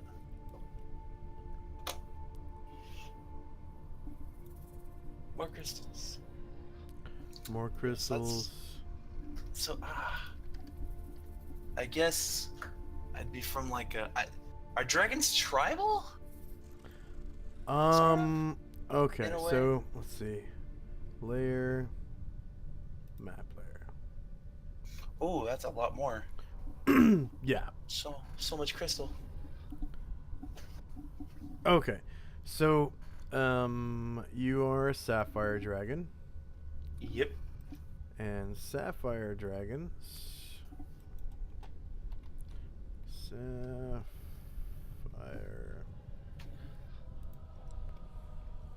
So I need to level. I need to look into dragon culture more. Sapphire dragons live deep underground and often place their treasure in caverns accessible only through magic or psionics. They sometimes share territory with emerald dragons. Sapphire dragons treat their young well, but force them to leave and find their own territory as soon as Oh. they are young adults. Sapphire dragons consider giant spiders a great delicacy and often hunt them. Deep dragons, drow, dwarves, mind flayers, and aboleth are great enemies of sapphire dragons. Ruh-roh. I'm open-minded. Not all drow are bad, right? Change my Well, mind. while not actively hostile, sapphire dragons are militantly territorial and initially distrustful of anyone who approaches. These beautiful dragons range from light to dark blue and sparkle in the light even at birth. Sapphire dragons are often mistaken for blue dragons unless someone recalls the latter's preferred arid environment. Sapphire dragons speak their own okay. Yeah.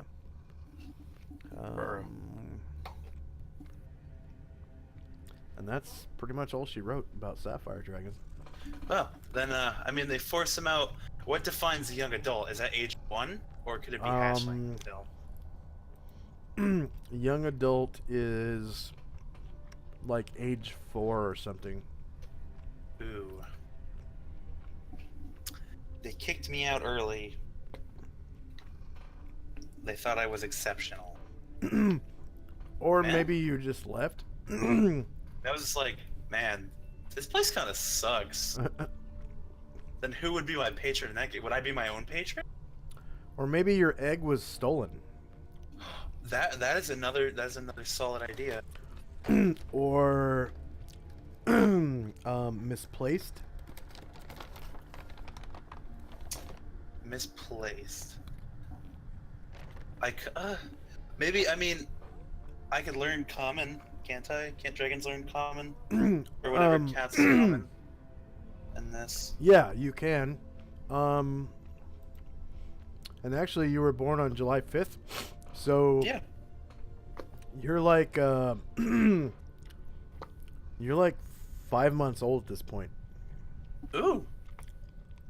So I don't have to be all like, whoa, sunlight and Yeah. shit like that. Cool. Well, I mean, depending on how you want to do it, because the the dungeon you're in is connected to the mantle. oh, I'm starting off at the dungeon. Yeah. Yeah. Oh. That dungeon that I had you in, that's where the party is currently at. Oh, okay. So And maybe at first it was like a token layer. Okay. maybe you went up into the dungeon from the mantle through, you know. Yeah, maybe I was making my way out. Maybe I was on a religion, like a spiritual journey, let's say. Mm-hmm. I'm proving myself to my people and to most that Chronepsis can still be worshipped and he's worthy of someone's love. Really wholesome. But the So- party's on their way down. So what if you were like, what if you heard about this dungeon and just wanted to explore it or something? Yeah, that works. Like, what's going on up here? And then they're like, ah, a dragon. Mm-hmm. And then I'm like, ah, people. Hmm. You know, I'm just afraid of them. I'm still scared. If not more, there's 6 of them, only 1 of me. Yeah. Or however many of them. You know what I mean? Okay. That's a party versus me. I'm a baby. So I am going to reset the fog and turn on. In that case, dynamic who would be lighting my again. patron? Do I have a patron in that situation? That could be like one of your parents or something, or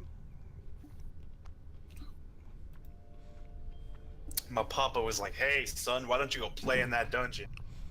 you could have Yeah. patron none if you want. I mean, that's up to you. Like a religious figure. Yeah, you could have a religious figure as a patron too. Father, I don't know. Turanian. Can I just put religious figure? And work Yeah. that on my backstory? Or do I Yeah, need to be more yeah. specific? Because if I need to be more specific, I need more specific. Giving him a name would be nice, or her. It would be nice for me. Father. Dragon name on the spot. Long and convoluted. Tharakai. Father Tharakai. He And then, was the guy. Oh, go ahead. also, at this time, could you change your avatar name to the name of your character, your player character? Oh, yep. Is that, did I not do that? That's in settings, Oh, and it's at the very top, display name. Oh, the character in the game. Oh, yeah. Yep. So in Roll20, where it says Smoogie, now it says, or an Arix. Is that what you meant? Yes. Okay, cool. Actually, I'm gonna turn off pictures in the first place because I find them to be large and distracting with large groups. All right. Social status? Do I even like have that? Really? You can choose. I mean, you could be a high class dragon if you want to be, or a low class I'm one or middle. I'm average. I'm an average dragon. Status? Oh, that's your marital status. Single and ready. No, single. Single and And ready ready. to mingle. Yeah, I don't know. I don't know how the world feels about half dragon babies. You know what I'm saying? Give me some elf loving. I But mean, no. you know, there could be some inbreeding going on. Maybe you were part of a clutch. Maybe one of your sisters is hot. I don't know. Maybe one of my sisters is hot. Yeah. I'm the firstborn, so that means I'm the fucking coolest. Be like, yo, I mean something, all you other kids. I ain't got nothing to do with you. Okay, no close relation. Wow, all that is done, and then I just need to do like a backstory, right? Yeah. Before you do your backstory, I need to give you a little bit of information about the world. Yeah. and some other stuff I feel on my sheet might need to be done. I Okay. think. But yeah, So, get to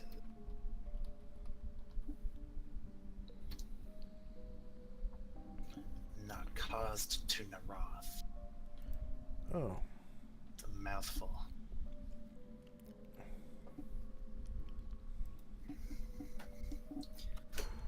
Playing a dragon PC is gonna be hella fun. I'm super hyped for.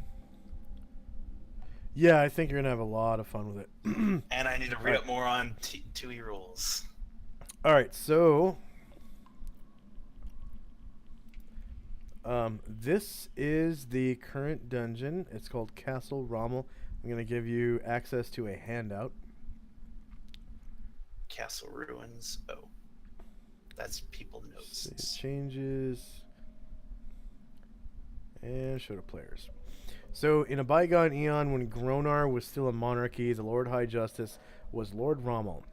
Rommel's castle was sieged by an army of dragons and undead. Afterwards, that all that was left were some ruins. Yada yada yada. So that's the dungeon where you're at. And then, are you familiar with creating links in your bio? No. Okay, so if you type castle space Rommel in your bio with brackets around it, just one set of brackets, it will create a link to this handout.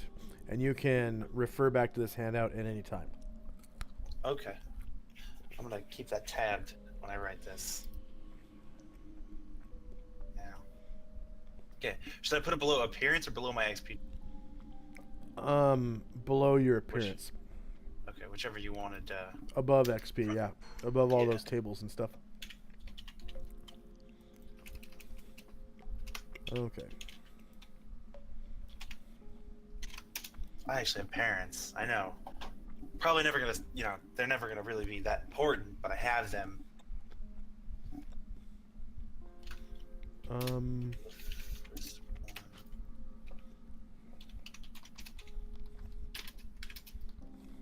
Pair of Sapphire Dragon.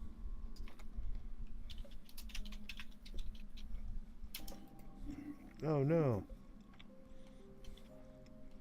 What happened? Oh, nothing. Oh, okay. Firstborn of a pair of Sapphire Dragons. Or Nerix.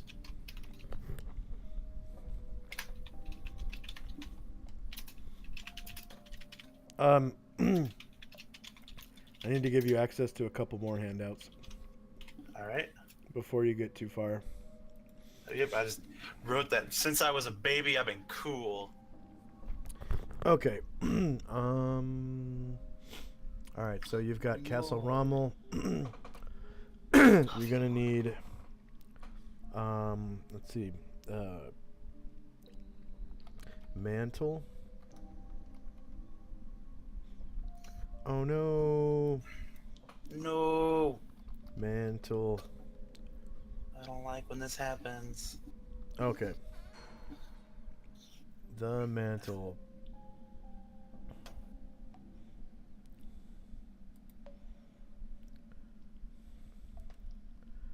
Okay, edit. And Oronarix. Save changes. And show to players. Pow! So that is a description of the mantle. Wow, that goes deep. Okay. That goes pretty deep, yeah. I'm also going to give Mantle. you the core and the crust.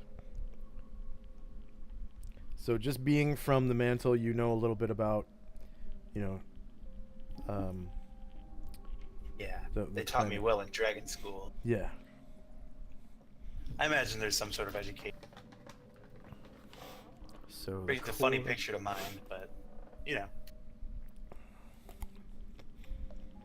And if you could mention these handouts in your bio with brackets around them, that would be great. I got you. Okay, so there's the core. I'm gonna put them all in one sentence. Yeah, you could actually.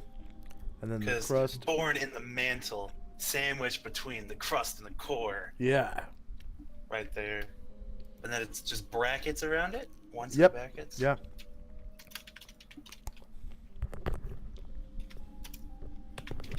Like I said, the word sandwiched because that's not fantasy. Located.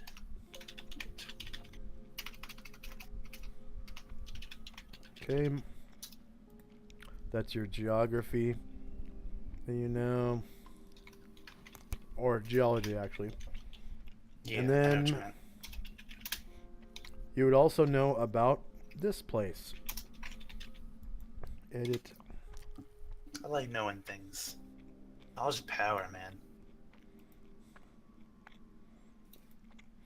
Maybe your parents are enemies of this place because it has so many drow. Who knows? Fuck Drow, you know what I mean? I don't know. Oh, that's a mouthful. Zen Tianzin? Yes. Woo! First try. Is that where they're going? That is the main. It's basically the capital of this map that you're from. I'm on. Yeah. And it's essentially like the center for trade because drow make friends with all of the like the insipid evil like fucking just the Just the sleaziest worst. sleaziest fucks in the Underdark. The drow make friends with them. So They're they like- make friends with Illithids and Oh. Aboleth. So they're all Aboleths? they're all They're slavers. Scary. Yeah. Terrifying. They- Aboleth. Yeah. They all buy and sell each other's slaves and shit and goods and stuff. I'm gonna name drop Zen Tianzin. Yeah. Talking about how we're like isolated off from most trade due to our poor relations with the city of Drow, Zen Tianzin. There you go.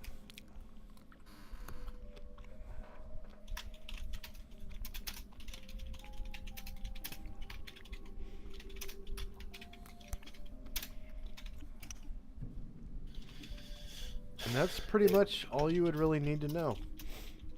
Other than you chose Crenepsis, right? Yep.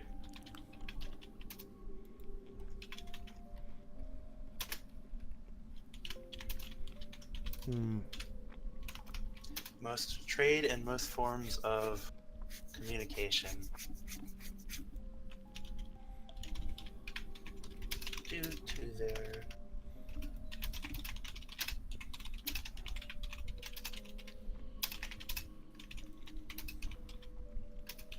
the city of Drow bracket.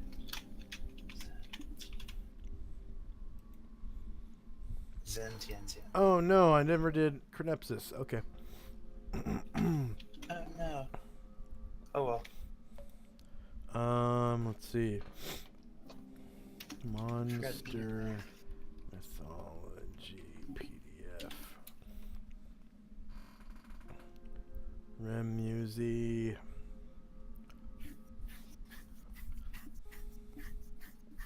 Wow, they're both Remusi. Ah. Jeez. Zentian. See, it's getting harder to say now. It's just Zentinsian. Oh, Zentenzian? Yeah. Okay, got it. Yep. Hopefully it doesn't come up in conversation. Or in Narix. Damn Can it. hashlings fly? Huh? Oh, do I have the ability to fly? Okay. You have to use a proficiency to buy flight, and then you can fly, yes. Oh, I might do that then, because dragons, wings. Yeah. Or in Narix is capable. Incredible feats.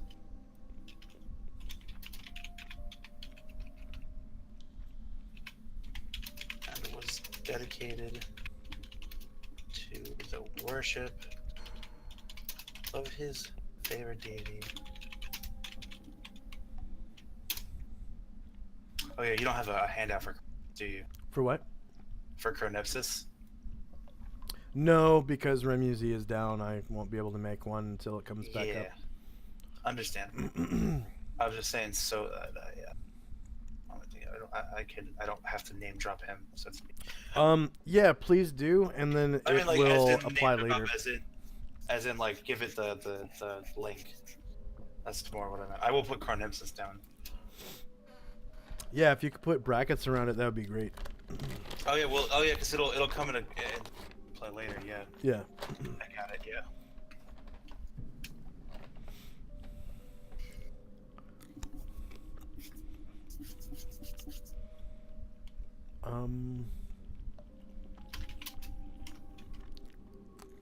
I don't suppose there's. Has there been conflict with the Drow and the Sapphire Dragons at all? So We really don't like them. I know that much. So one of the player characters is a Drow, Unfortunately, but and he is like basically a sweetheart. oh well, if he's a good guy, I can't be mad at him. And the thing about him is it's played by a female player, and the character is just about to get his henchmen or his followers. Which are Drow. Two of them are going to be Drow, and then the rest are humans, halflings, and there is one gnome. Huh. And See.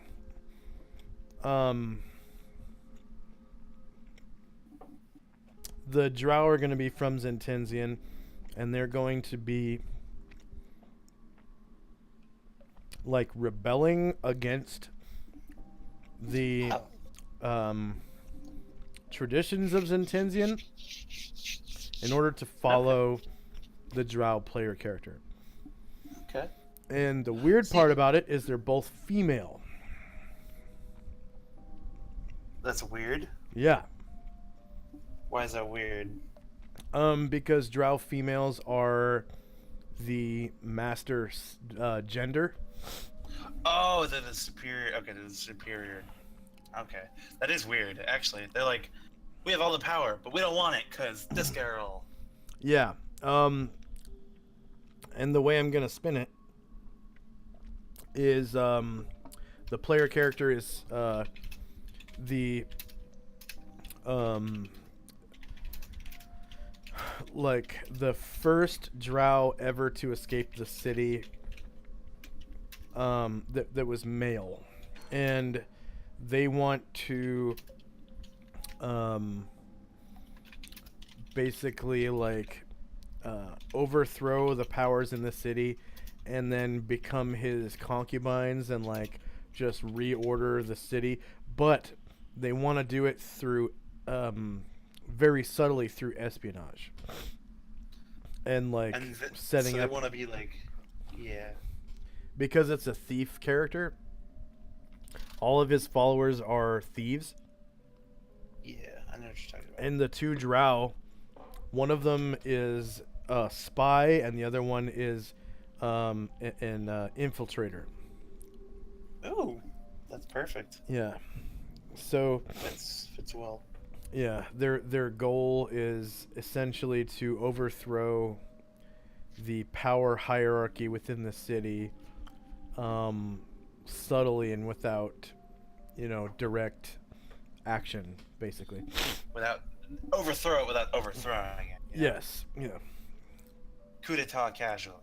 Mm-hmm. And then start being concubines. Right. What a goal. Yeah. Because the master house is actually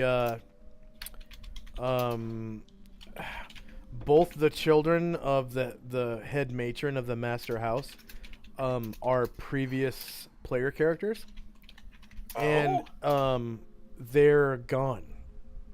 Oh. And so the head mistress of the great the leading house, she's without child. Oh, that's unfortunate. So it's the perfect opportunity to overthrow the government. It's like, haha, you guys are at your weakest. Let's punch a hole in you. Yeah, yeah.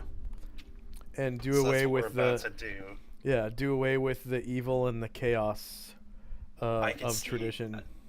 I can definitely see how I could fit in that. They're like, hey, we're gonna go take down that thing you hate. I'm like, oh, cool. I hate that thing. Go. And then just from then on, I grow relations with the party. I say goodbye to my people, and just generally like that, yeah. And I'm spinning it that I was chosen by the head of the Church of Knepsius, Father Tharakai, to explore the Castle Rommel above. And that's when I run into the party. Yeah. Okay. I want to say this. Should I say dungeon? Is that too meta of a word for my backstory? The stronghold above. Well, you could call it a dungeon because it literally is a dungeon. Oh, okay. Then yeah, if it's literally Yes. by word dungeon. It's the dungeon of the castle. So, the thing about Rommel when he was alive is he was the Lord High Justice.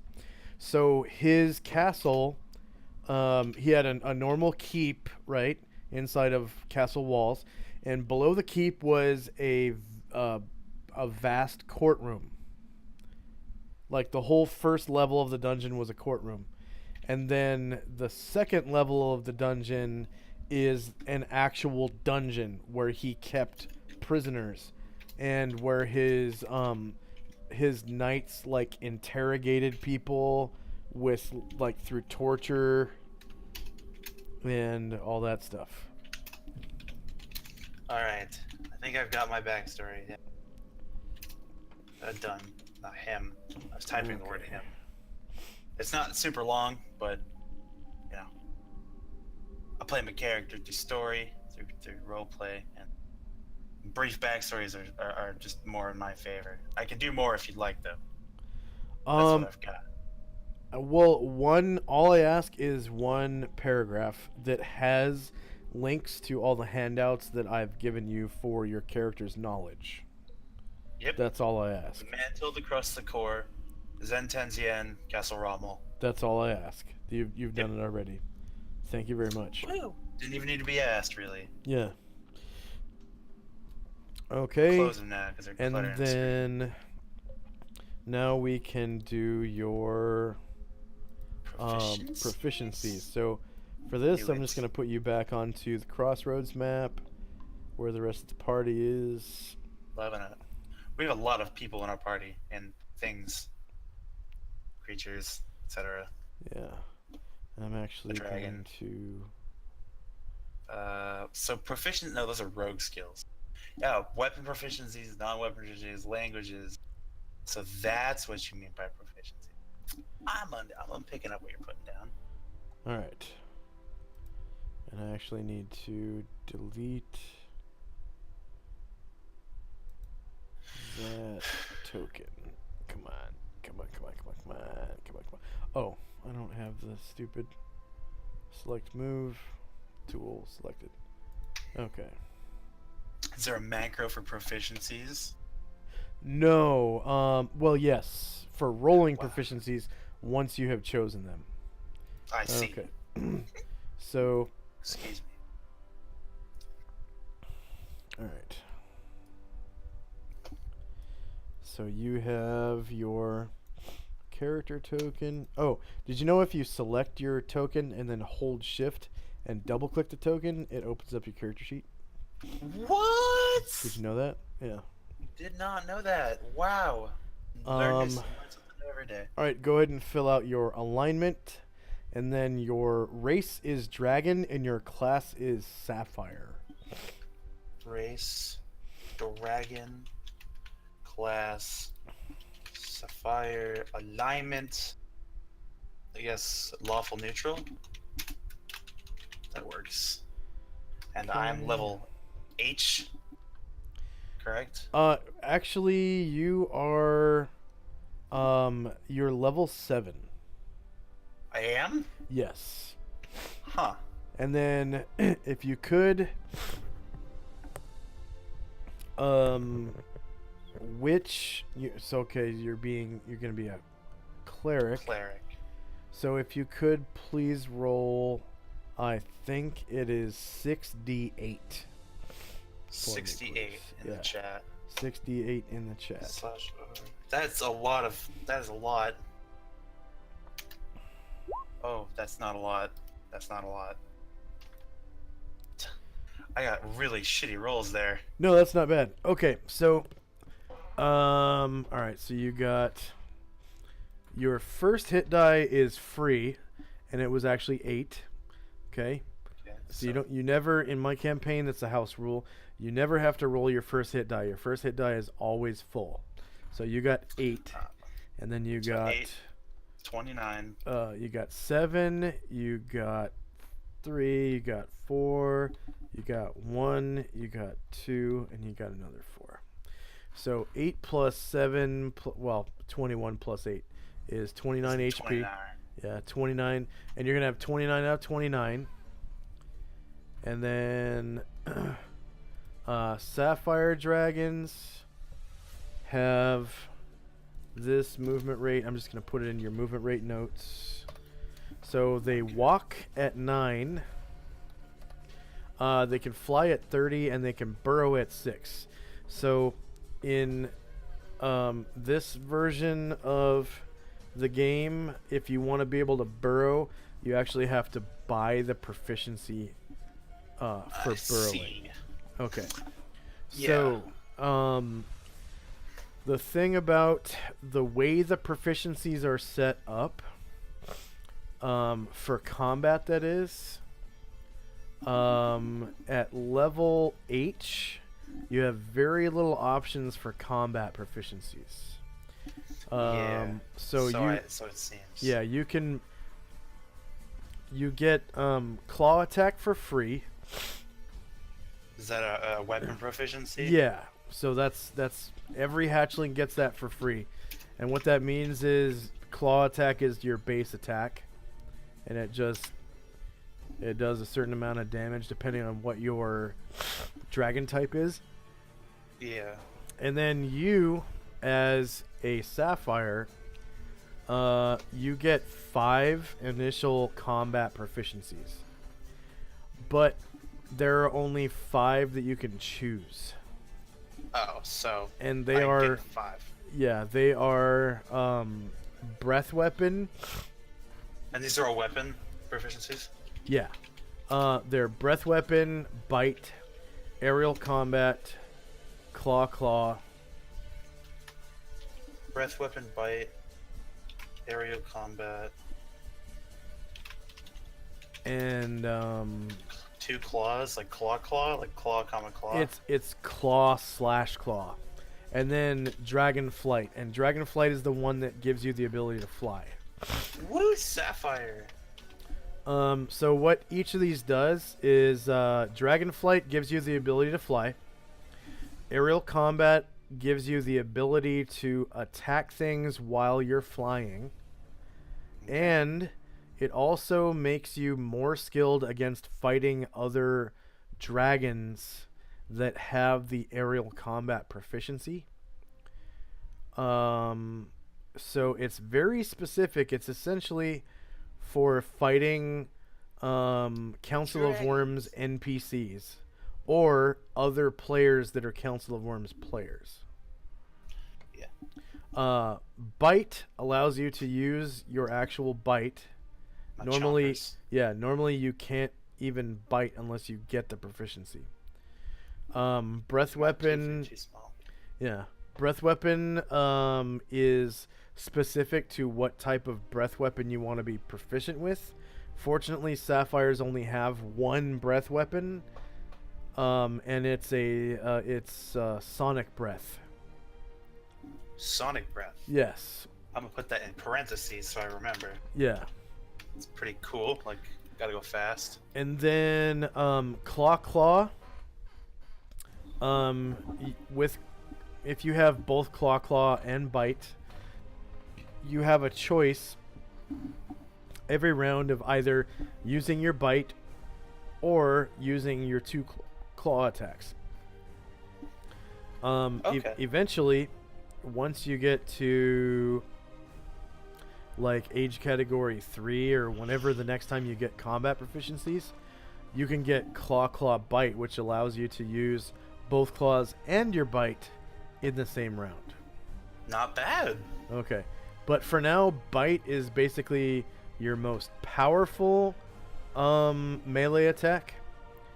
But there's only one attack roll, so you only get one chance to crit and one chance to miss. And then if you're fighting weaker opponents, it kind of behooves you to use your claw attack pattern, because they do like d6 damage plus your age category, and you get 2 chances to crit. So if you're fighting like kobolds or something, you'd probably one-shot the kobolds with 2 claws. And then dragon flight is self-explanatory. You have to have that in order to fly. 30 feet per round? It's not 30 feet per round. It's actually 30 squares per round. Oh, okay. Well, so each square... 30 whole squares? Yes. Wow. Each square is 5 feet. So that's 150 feet per round. Dang. Yeah. If we're ever in a hurry, I'll try and carry one of them, you know? Yeah. Not the power.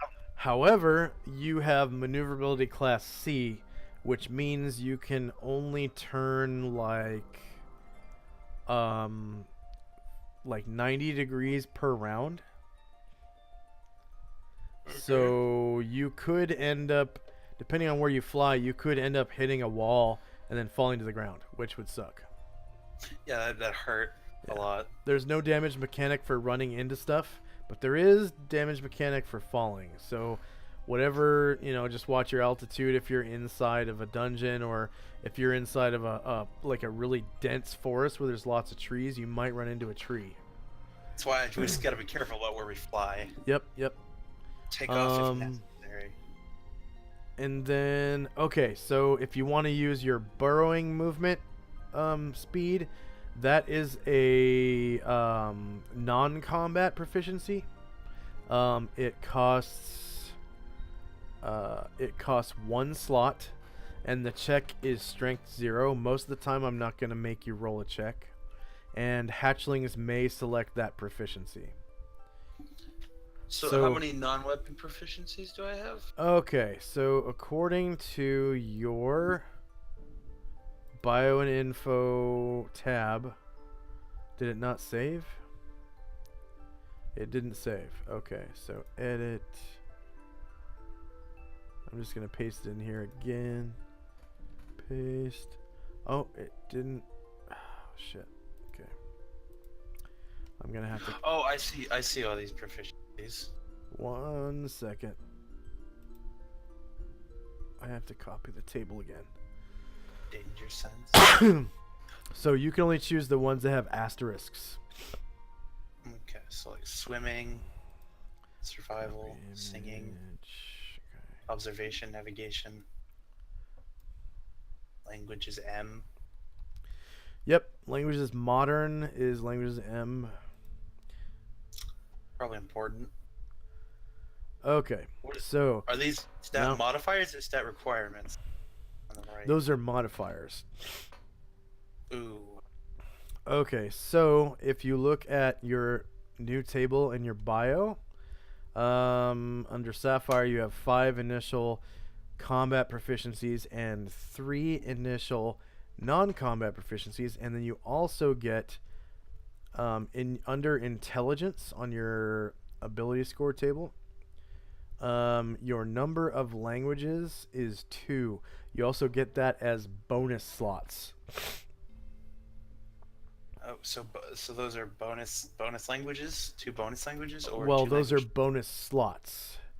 Oh. So to non-combat proficiencies, that's also the number of languages you can maximum learn ever. But I need to apply your racial modifiers real quick. Yeah. Okay, so your racial modifiers are... all these things that I want that cut down wisdom. +4 strength, -3 dex, +3 intelligence. Okay, plus.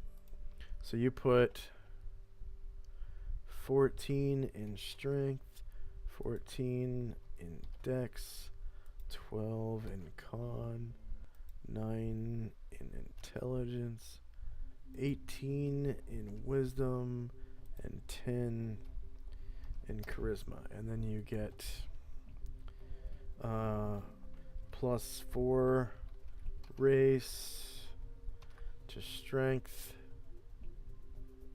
bring you up to 18. And then your dex, whoops.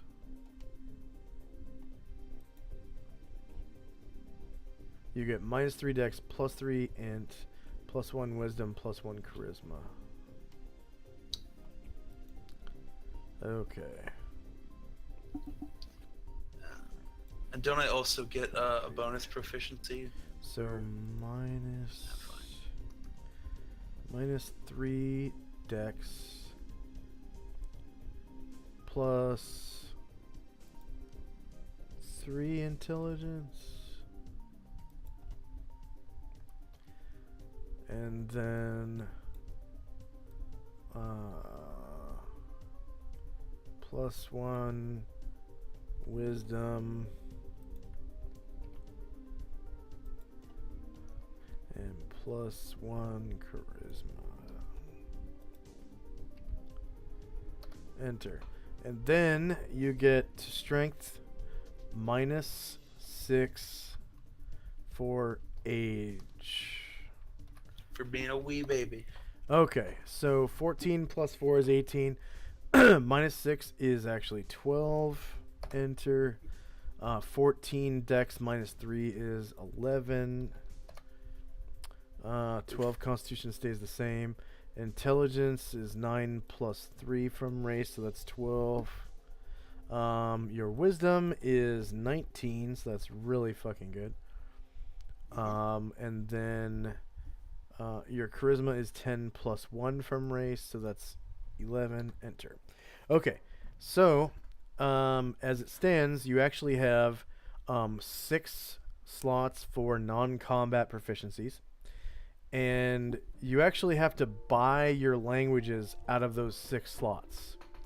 And the maximum number of languages you can ever learn in your life, unless your intelligence goes up, is 3. So if these extra proficiency slots to buy languages? You can use them to buy languages if you want, or you can use like 1 to buy a language and 2 to buy other things, or 2 to buy languages and 1 to buy something else. But it is the number of languages that you can ever learn, the maximum number. Okay. And you're not required to spend them on languages. Like if you want to be dumb, you could buy 0 languages, and I just wouldn't. Yeah, I just wouldn't connect you to the voice channel. You would just be, you know, not able to communicate verbally. I'm a silent protagonist, and that's... Yeah. But I wouldn't even be able to understand them. They'd have to point. Yeah, Like, pretty much. hit it. Yeah. Yeah. Well, I'm gonna buy common. Common is a thing, yeah? Uh-huh. And then... And there's actually 3 different versions of common. Oh, God. There is the common tongue of man, which is the common tongue in any given D&D setting.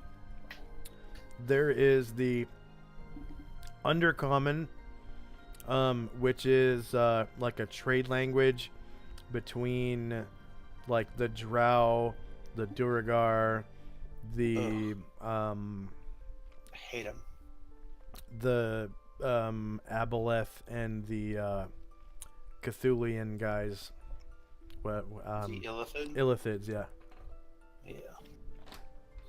The Mind Flayers.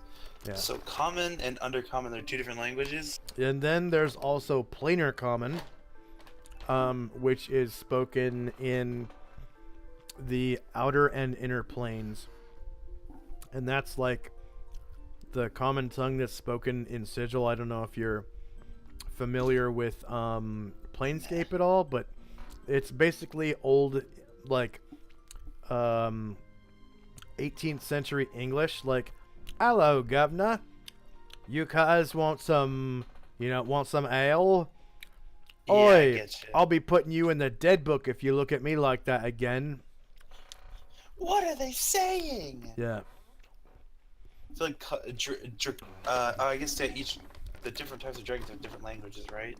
Right. So, I well, feel like there's need to speak my own. okay, so in my campaign, I only do one language per race, not per sub race.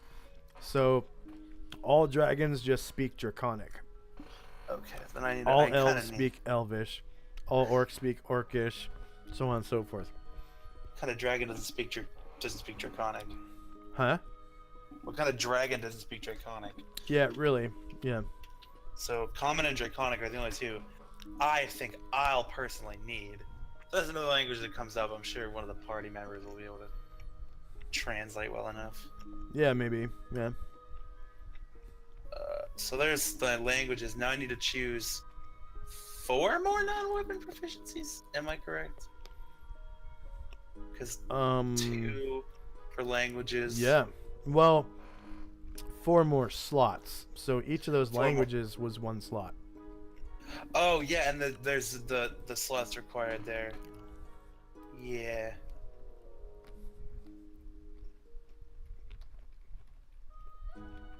Where's danger sense?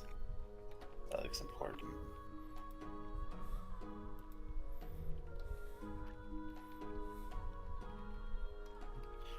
I thought these were in alphabetical order, but then danger sense isn't in the D's. Oh, alright, there we go. Here we go.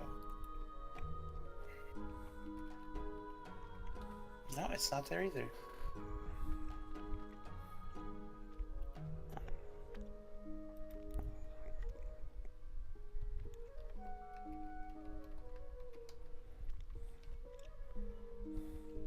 Where is danger sense at? Not in the... In what? Oh, I've been looking because I thought it went in alphabetical order, so I've been going way to D's where I want to see danger sense, and danger sense is in direction sense, debate, but not danger sense.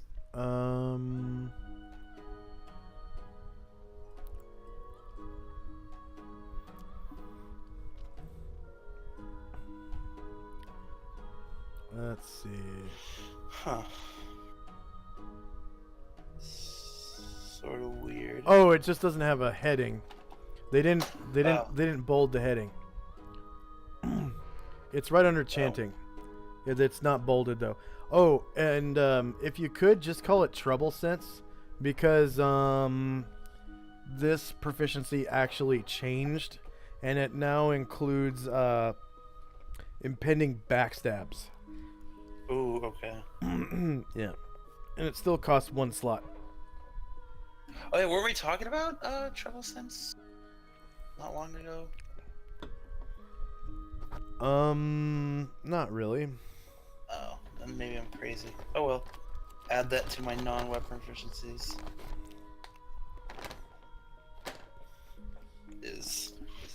And that's 2, I believe, 2 slots. Check. Danger sense, or trouble sense rather, is actually 2 slots. But I don't want to be stabbed anytime soon, so.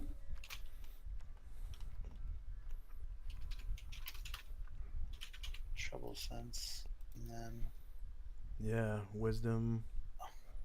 +1. Whoa, Wisdom +1. 20 wisdom. Yep. I'm hella wise. That means that it takes a critical fumble for you to fail at that. To fail wisdom saves? To fail trouble sense. Oh, to fail trouble sense. Yeah. Okay. So saving throws in 2nd edition D&D are way different than 5th edition. I'm there's- sure. yeah, Everything is. There's no such thing as a wisdom save. there are saves against specific things. Like there is a spell saving throw, there is a breath weapon saving throw, there is a saving throw versus rods, staffs, and wands, i.e. a saving throw versus magic items, essentially. There is a petrification and polymorph saving throw, which is pretty much saving throw against things that change your form. Yeah, like basilisks and stuff like Yeah. that. And then there is a saving throw versus paralyzation, poison, and death, which is a catch-all saving throw. If a saving throw doesn't fall under any of the other categories, you just roll that one. Yeah. But it's DM discretion. So the way the saving throws work is if the DM doesn't quite know what category to roll under, he's supposed to compare the effect to each of the saving throws from the top down. So the first one is paralyzed, poison, death. Second one is rod, staff, wand, then petrification, polymorph, then breath weapon, then spell. Yeah. So, like if carrion crawler touches you with its tendril or whatever, and you have to roll a saving throw, well, they paralyze you. So that falls under the very first category. Yeah. And then if someone shoots you with a death ray spell or whatever, like a finger of death, rather than roll a spell save, I think it's supposed to be death magic, because that's under the very first category.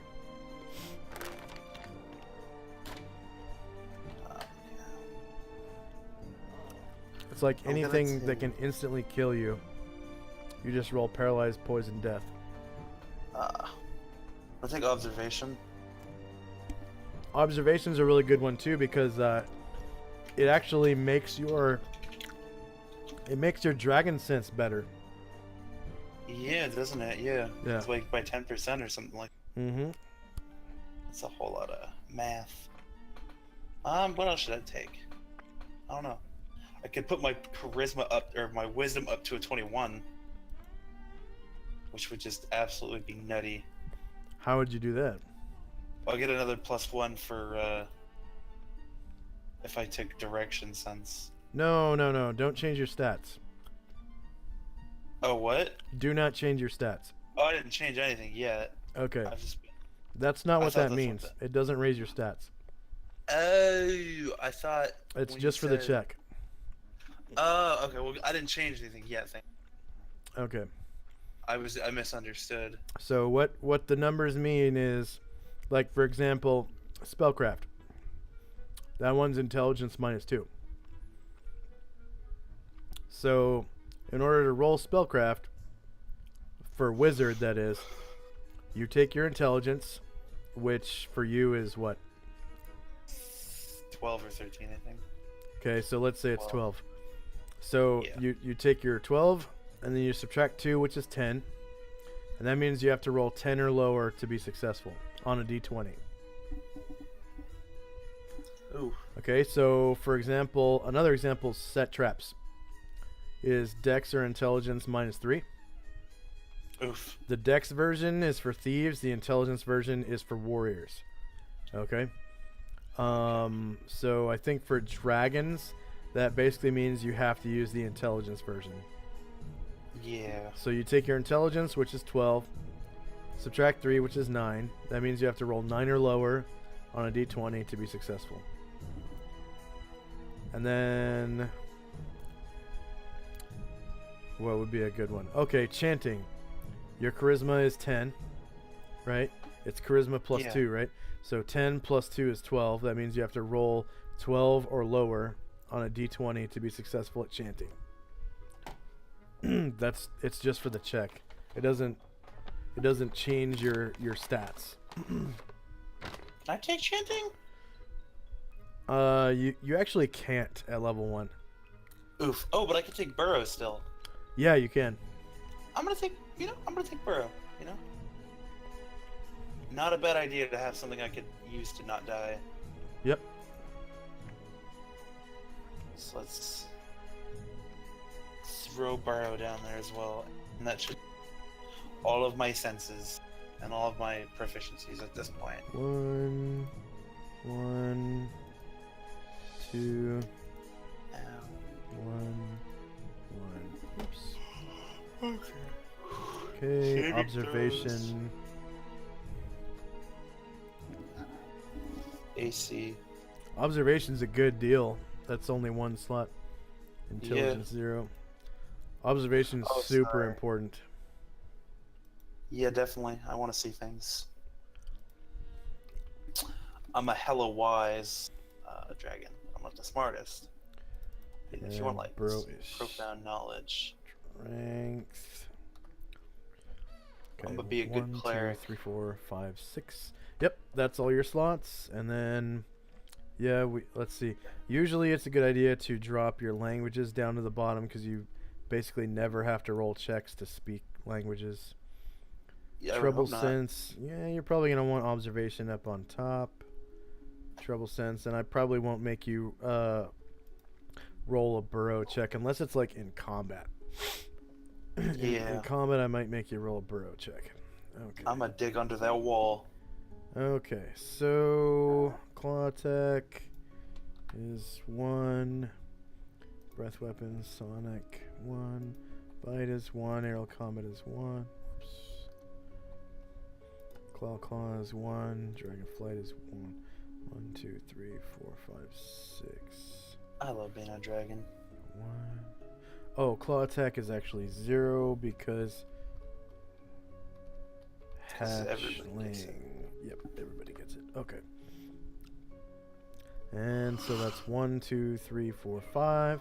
Okay, we're good on that. Let's see. Your attacks are, so just leave touch attack the way it is, and we'll give you for now we're gonna give you warrior Thaco. Okay. So I'll put that in, and then see your claw and bite damage are, let's see, should be in the table of contents. What page to go to for that? Man, there is no table of contents. Okay. Rip. Brass dragon, amethyst dragon, sapphire dragon. Typical tactics. Physical attacks. The sapphire dragon's claws cause 1d8 points of damage plus its combat modifier. Okay, and then its bite causes 3d6 plus 2. Dang. Yeah, bite is always more powerful. So you've got left claw, enter, right claw, enter, and bite, enter. So that was 3d6 plus 2 plus 2. All copy. And then if you could, for your bite, the type is piercing and the size is large. I think you're large when you hatch. Okay, type is piercing for the bite. Yep. Size large. And then damage you. for claws is d8. Okay. D8. And then claws for type is slashing and the size is large. And then for all the speeds, could you change them all to well, at least for touch attack, left claw, right claw, and bite, could you change them to 6? Alright, what was that? Sorry. I was trying to type in sliding. The speed is all 6. Oh, for all of them? Yeah.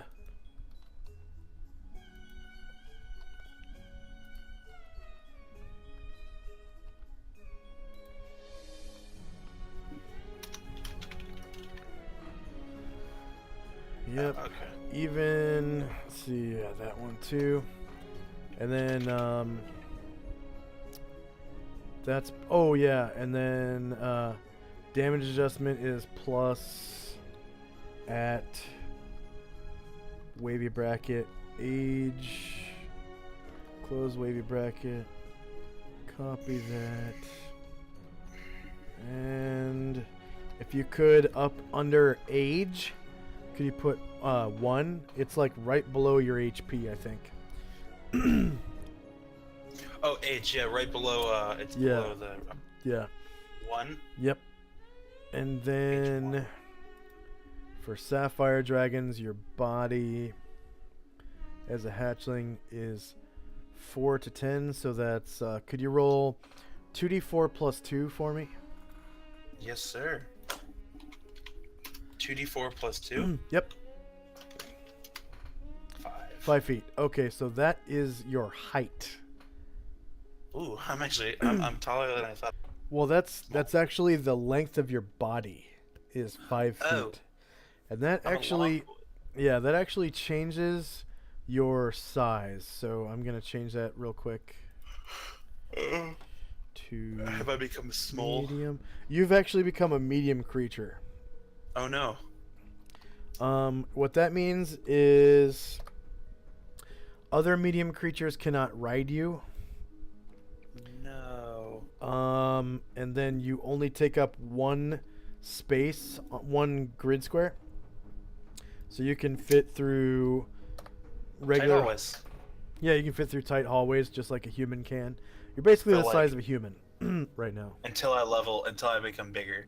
Yeah, then I'll start growing up, and they'll be like, well, we're actually, gonna have to. you'll have to level up twice technically because you have to get to very young. And True, then true. and then it's you get really fucking big after that because it's your body length is 10 to 20 feet. So you'll probably be like either large or huge at that point. Yeah. It does make living situations in dungeons a little difficult. Yeah. How am I gonna get inside the dungeon? I don't know. Well, the way I do dungeons is any size creature can like squeeze through the hallways, but they have to move at half speed. You gotta squeeze through the hallway. Yeah, because I made sure all the hallways were like 30 feet tall. So they just like squeeze through the doorways and, squeeze through the halls and stuff. Kind of laying Yeah. down sideways, It's like shrimping creeping through my the. way in. Yeah, just kind of shrimping through the. Like the my head halls and pokes stuff. through the door. Yep. Like, oh, yeah. A little scared. Yeah, that's for now you're just a hatchling though. You're just a medium creature. Just a baby though, so we don't have to worry about me getting bigger till later. Yeah. Yep. So what's left? We have AC, Um, saving throws. Until you actually get your class, you are actually done. Because, well, actually, speed is just 9. Do I have an AC? Yeah, I believe it was 0 for the hatchling, right? Yeah, AC 0 for the Oh. hatchling. That's really good, I think. Yeah. So, yep, That's like it's a 20, right? In basically 5e terms. yes, yeah. Damn. Okay, so I'm gonna save your token. Oh yeah, your HP.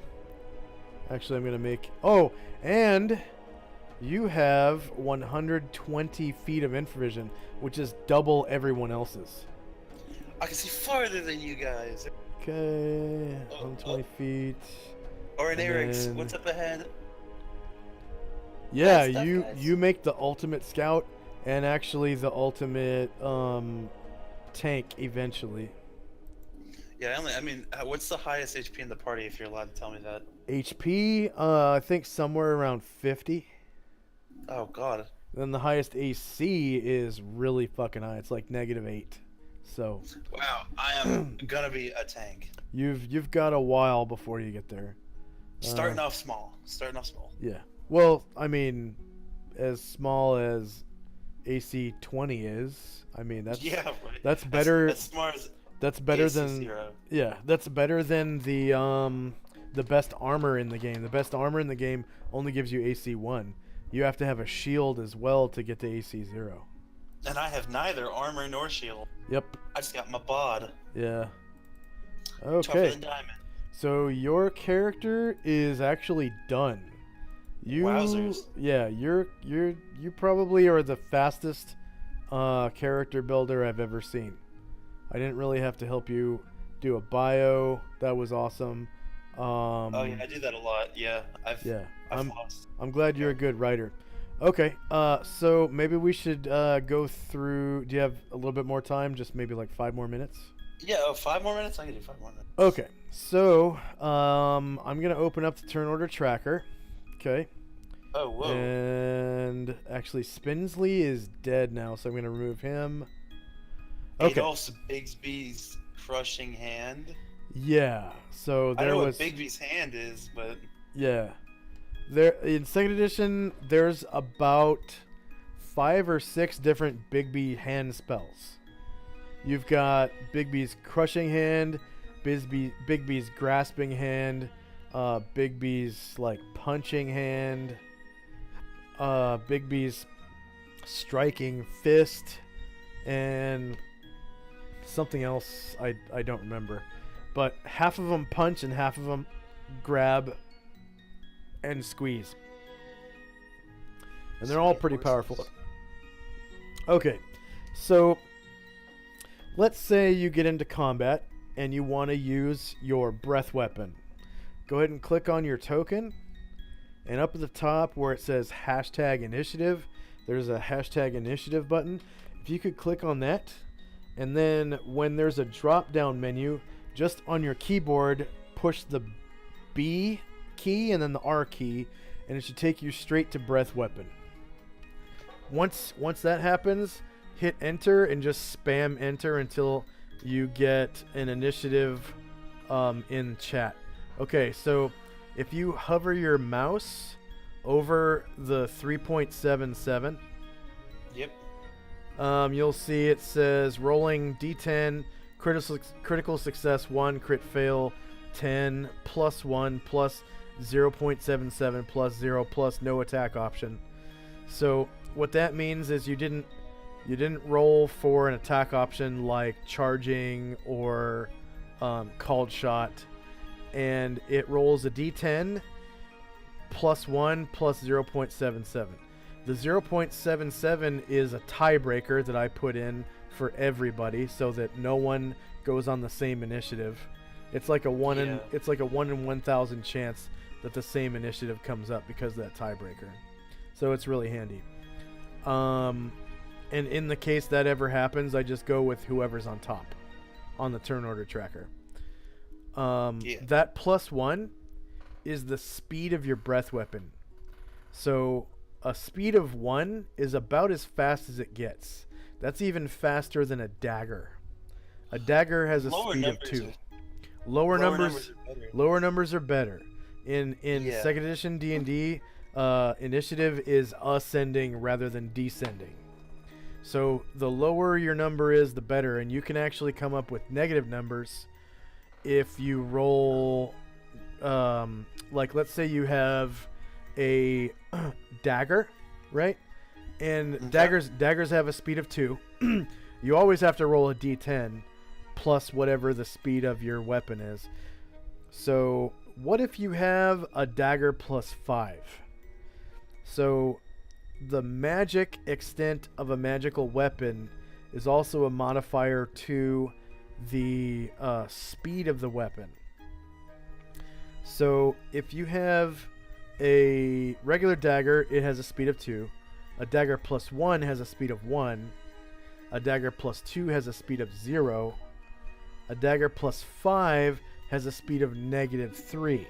So what that means is you roll a d10 and subtract 3 from it, and that's your initiative. So you could have like a negative 2.01 or a negative 2.00 on initiative. You could go into the negatives on initiative. It's possible. And then That's good though. yeah, and then you could also be hasted, which gives you like another -2 to initiative or something.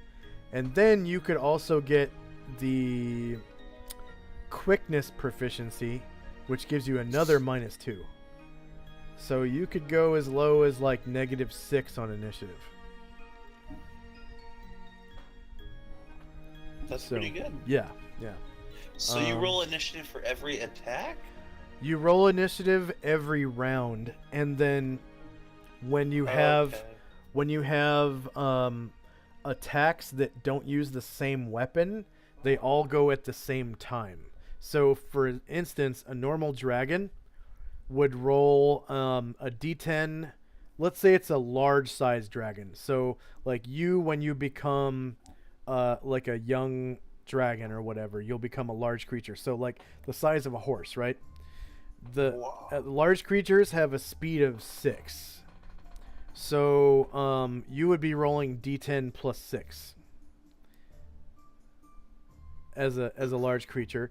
And then if you had the claw bite attack pattern, they would all go at the same time. You'd roll d10 plus 6, and let's say it came up as 7. If you were the first guy to go, you would roll your claw attack against whoever. You'd roll your your left claw, your right claw, then your left claw, then your bite, all at the same time. And you could also move. And then if you want to use your breath weapon, you can't use your claws, and you can't use your innate magical abilities either, which is something that I forgot about. I need to tell you about your innate magical abilities. I have those. You probably have one. Most hatchlings start with one. Combat.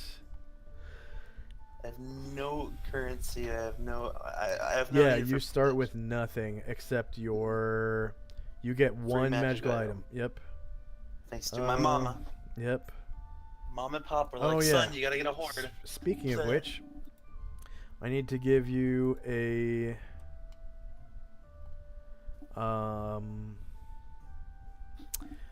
handout for your treasure hoard. So Loving it. I'm gonna be like, hey, would you like to donate to my treasure hoard Oranarix's so that I can level up? Funded Horde.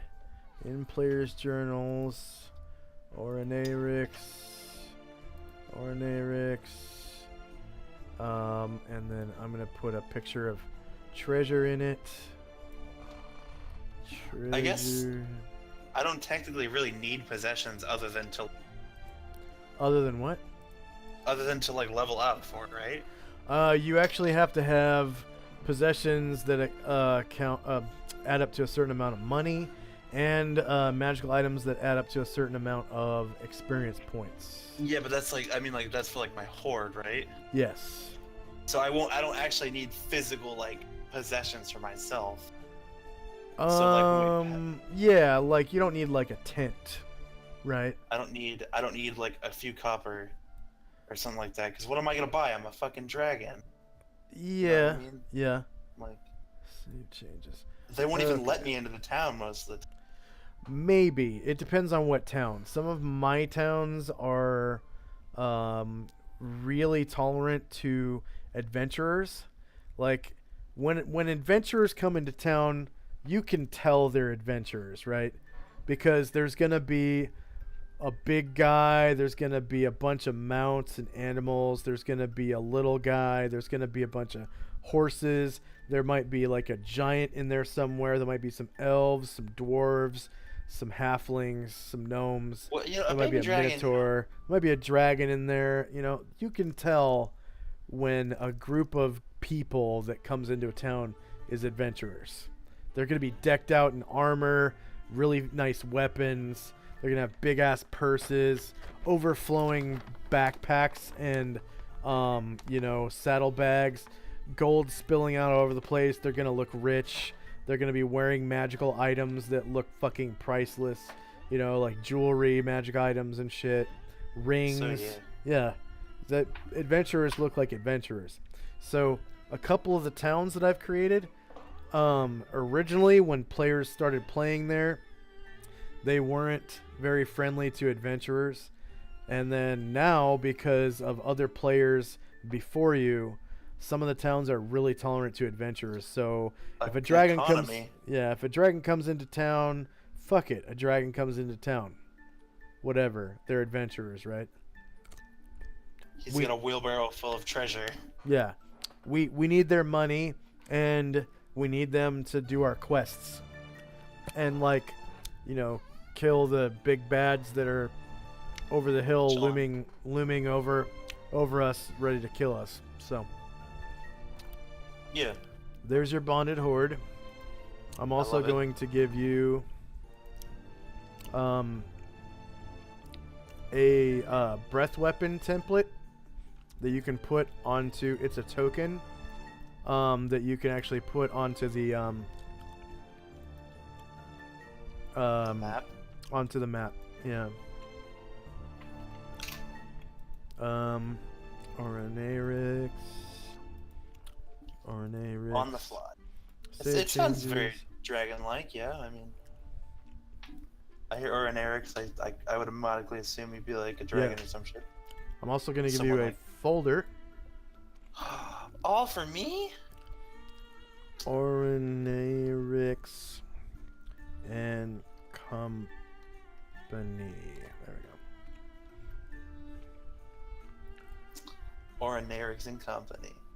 Oh yeah, when do I get a kindred hatchling level? So do I have to wait till I'm... You get a kindred, I think, at age 2. Oh. So wait, if I level up while... Although I guess I don't need to sleep because... Or do I still need to sleep?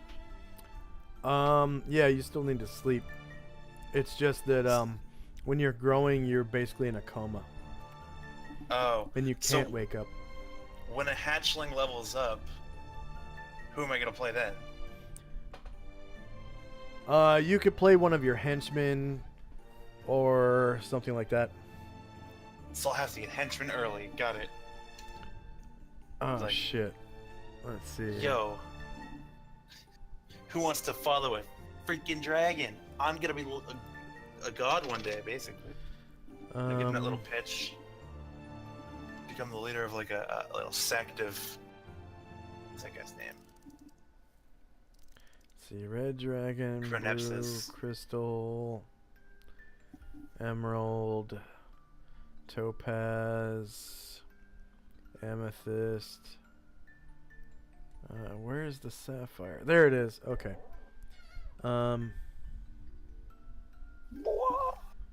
Okay. So, special abilities.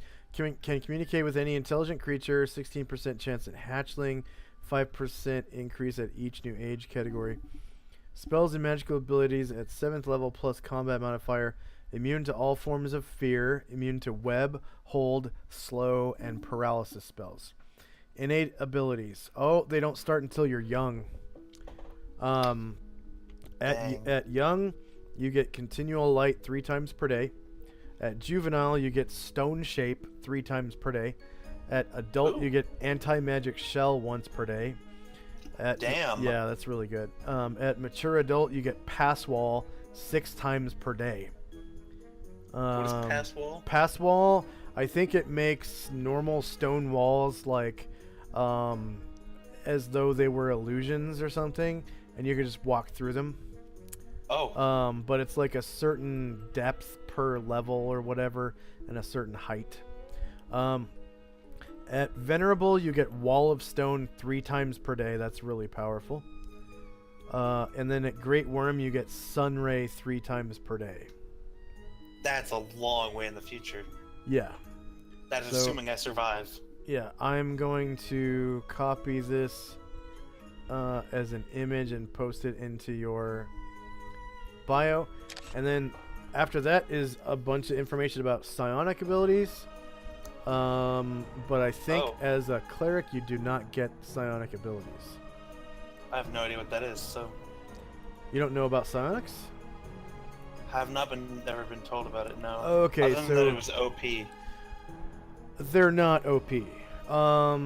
Psionics are psychic powers, and they were never OP. I don't understand why people say they are, but they're not. That's all I was They're told. very similar to spells most of the time, and they're very dependent on your psionic strength points score, which is kind of like magic points, basically. You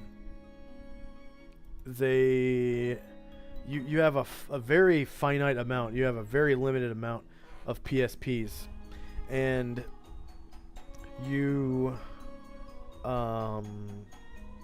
spend them as you use your powers. And most of the time when you're like low level, you can only use like one power, and then your PSPs are gone. Or at least you don't have enough PSPs to use your power again until like a certain amount of hours go by. Because you're supposed to regenerate like 10% of your, or no, you're supposed to regenerate 1/8 of your PSPs every hour, or something like that. And if you meditate, it's like you regenerate 1/8 of your PSPs every 15 minutes or something like that.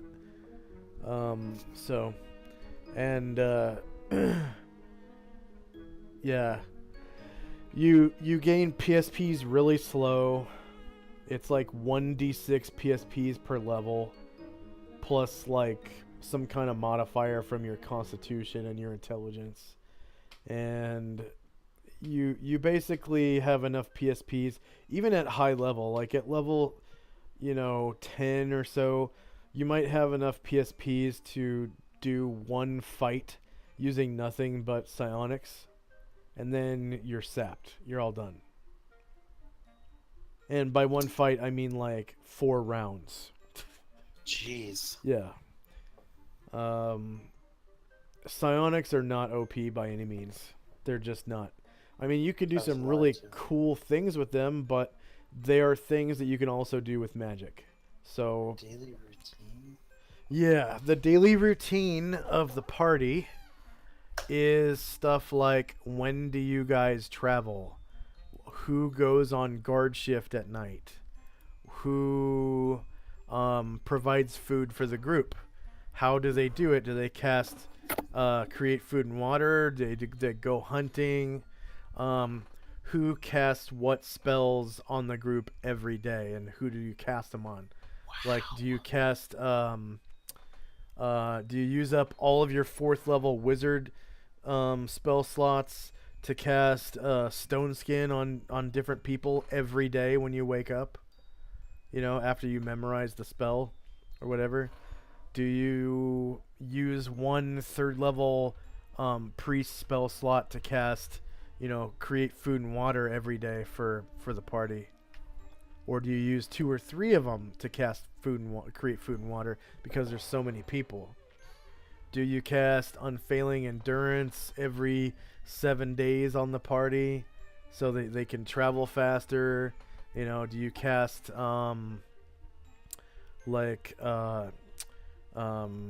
Mosamomo's magnificent mansion every night so that everyone can camp in a magnificent mansion rather than on the hard ground, in the snow, so that you can have everyone sleep by a fireplace or whatever? I love these people so much. Yeah. These people are management heaven. Yeah. It brings a tear to my eye. I swear. So the name And of my, the name of the NPC party is the Circus, by the way. Okay. And your folder, or an Arix and Company, is going into the Circus. And I actually need to capitalize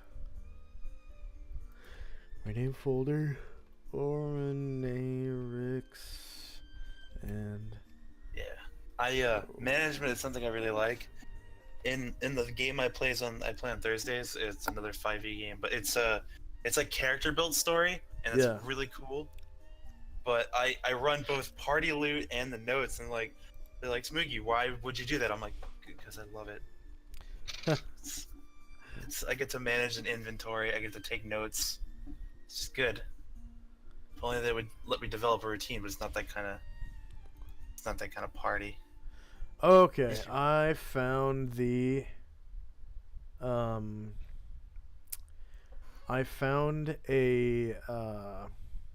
macro for rolling magic items. Woo! Okay, so I'm clicking it, and it came up with wands. Copy. I got a wand. You got a wand of secret door and trap location, and it's worth 5,000 XP. So I've leveled. So I have a couple. No, you don't have XP, but your No, I mean magic. for the Yeah, magic your magic items might be covered with this. for Yeah, now. yeah. Okay. At So least you're for, bonded, and then I just ward, need 1,000 edit. XP worth of gold. And Oh, that's something else I Hexaromus. don't remember. It was Or an Arix. Bonded horde. Your character sheet should be first. There we go. Na cost to na res. Edit. There we go. Save changes. You have a wand of secret door and trap location. 5,000 XP. That I'll never use because I'm just keeping it in a hole. Or in a Pretty hole. much, yeah. That's the whole point. Just They're like, keeping it. I don't have normal. any cool magic items. Oh, I do have one. Oh, what is it? Oh, it's a wand of secret door and trap location. Can we use it? No. No. Over my dead fucking body. If you touch my horde, there will be issue.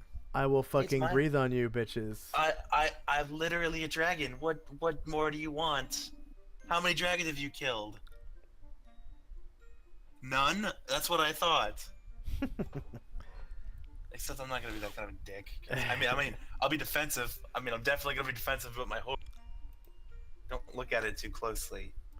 You'll get your eyes on it. Or something like that. I don't know. But, so it's gold. It's XP worth of gold and XP worth of magic items. No, XP worth of magic items and GP worth of gold. And GP worth of gold. Yeah. And that's how I level up. Yeah, and the specifics are... Let's see... That's probably way up here in like where they have the experience point tables.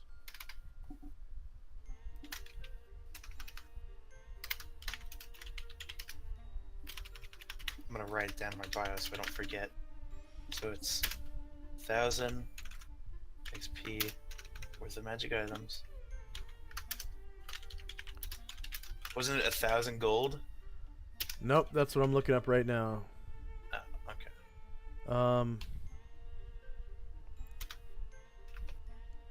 Which is still considered the hatchling stage. As a hatchling, a newborn dragon gets the claw attack combat proficiency as an instinctive ability. It does not cost a proficiency slot. It also gets to choose proficiencies to fill its initial slots. When the hatchling acquires enough experience points and treasure to reach first level, which is still considered the hatchling stage, though not fresh out of the egg, it gets to choose additional proficiencies as detailed in the next chapter. Hatchlings advancing to first level do not gain additional hit points. They remain at their starting number until they reach second level. Player character sets. Well, this is hatchling age. Okay, when an Level. active character gains experience points, the inactive character does too. Oh, okay. The inactive character receives 25% of the active character's experience point award. For example, if Osprey earns an award of 1,000 experience points for completing an adventure, he takes 750 points for himself, and his kindred demi-human gains 250. Okay. Get my little elf boy. Proficiencies and abilities. I feel like he'll be an elf. I like elves. Or girl. We'll see. What fate allows. I'll be like, which one of you wants to be a servant? Gain intimate knowledge of their hordes. This knowledge is so great they can recognize missing items at a base 35% chance, plus 5% for every age category they have achieved. Using kits, experience and advancement. Dragon PCs, no matter what class or kit they belong to, need 3 different things to advance from one level to the next. First, a Dragon PC cannot advance until it reaches its next age level. A hatchling must reach the age of 6 and become very young, for example, before being eligible for level advancement. Second, the dragon character must gain the number of experience points indicated on the experience level tables that follow. Third, it must also gather a hoard of treasure equal in gold piece value to the number of experience points it needs.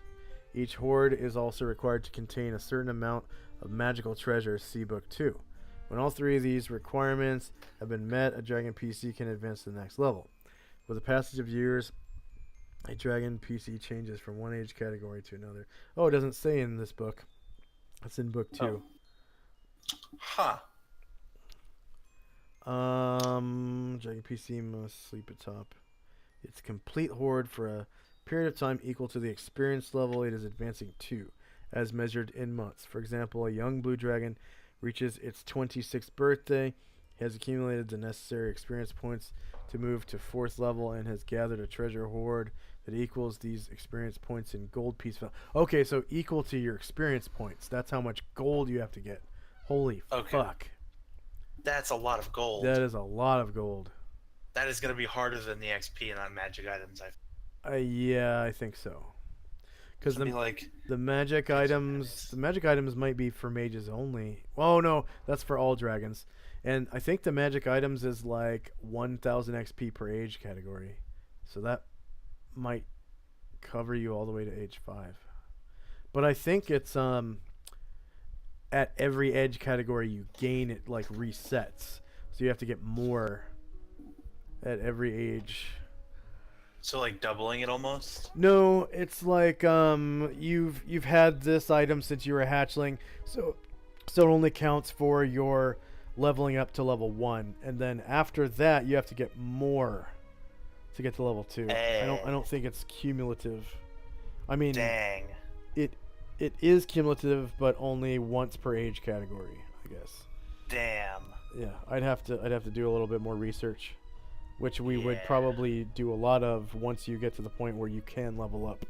Yeah, it's implying I live. Yeah, which you will, I'm pretty sure, unless you like fail a saving throw against like instant death poison or something. Yeah, which I have like zeros and everything. Oh no, that's not how it works. So let's do a saving throw real quick. So go ahead and click on your token, and then click on #saves. Okay, and then what's gonna pop up is like a miscellaneous modifier. So if you had like a ring of protection +3 or something, or someone cast prayer, and you were affected by it, you get like +1 from prayer or +3 from a ring of protection +3 or whatever. So you can get modifiers to your saves from magic. And then if you hit enter after that, it comes up with a drop down menu, and the way the drop down menu works is there are 4 class categories and then a bunch of different levels. So like war is warrior, wiz is wizard, PR is priest, and ROG is rogue. And it should go from like level 1 to level 20 in most of them, except for like maybe rogue only goes up to 16 or some shit. Priest goes to 19. Yeah, priest goes to 19.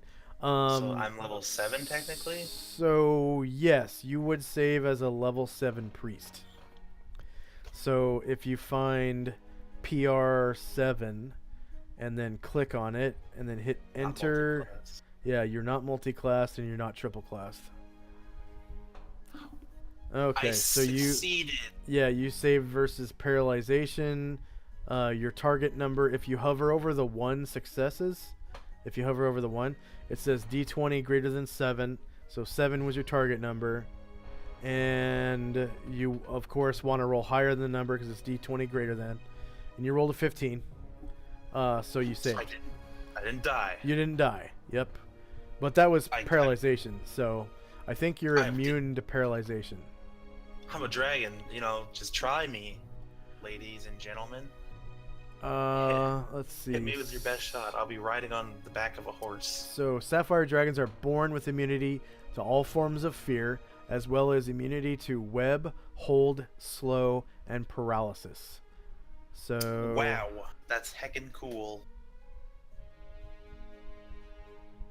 we're just So gonna they're put that in your saving throw notes.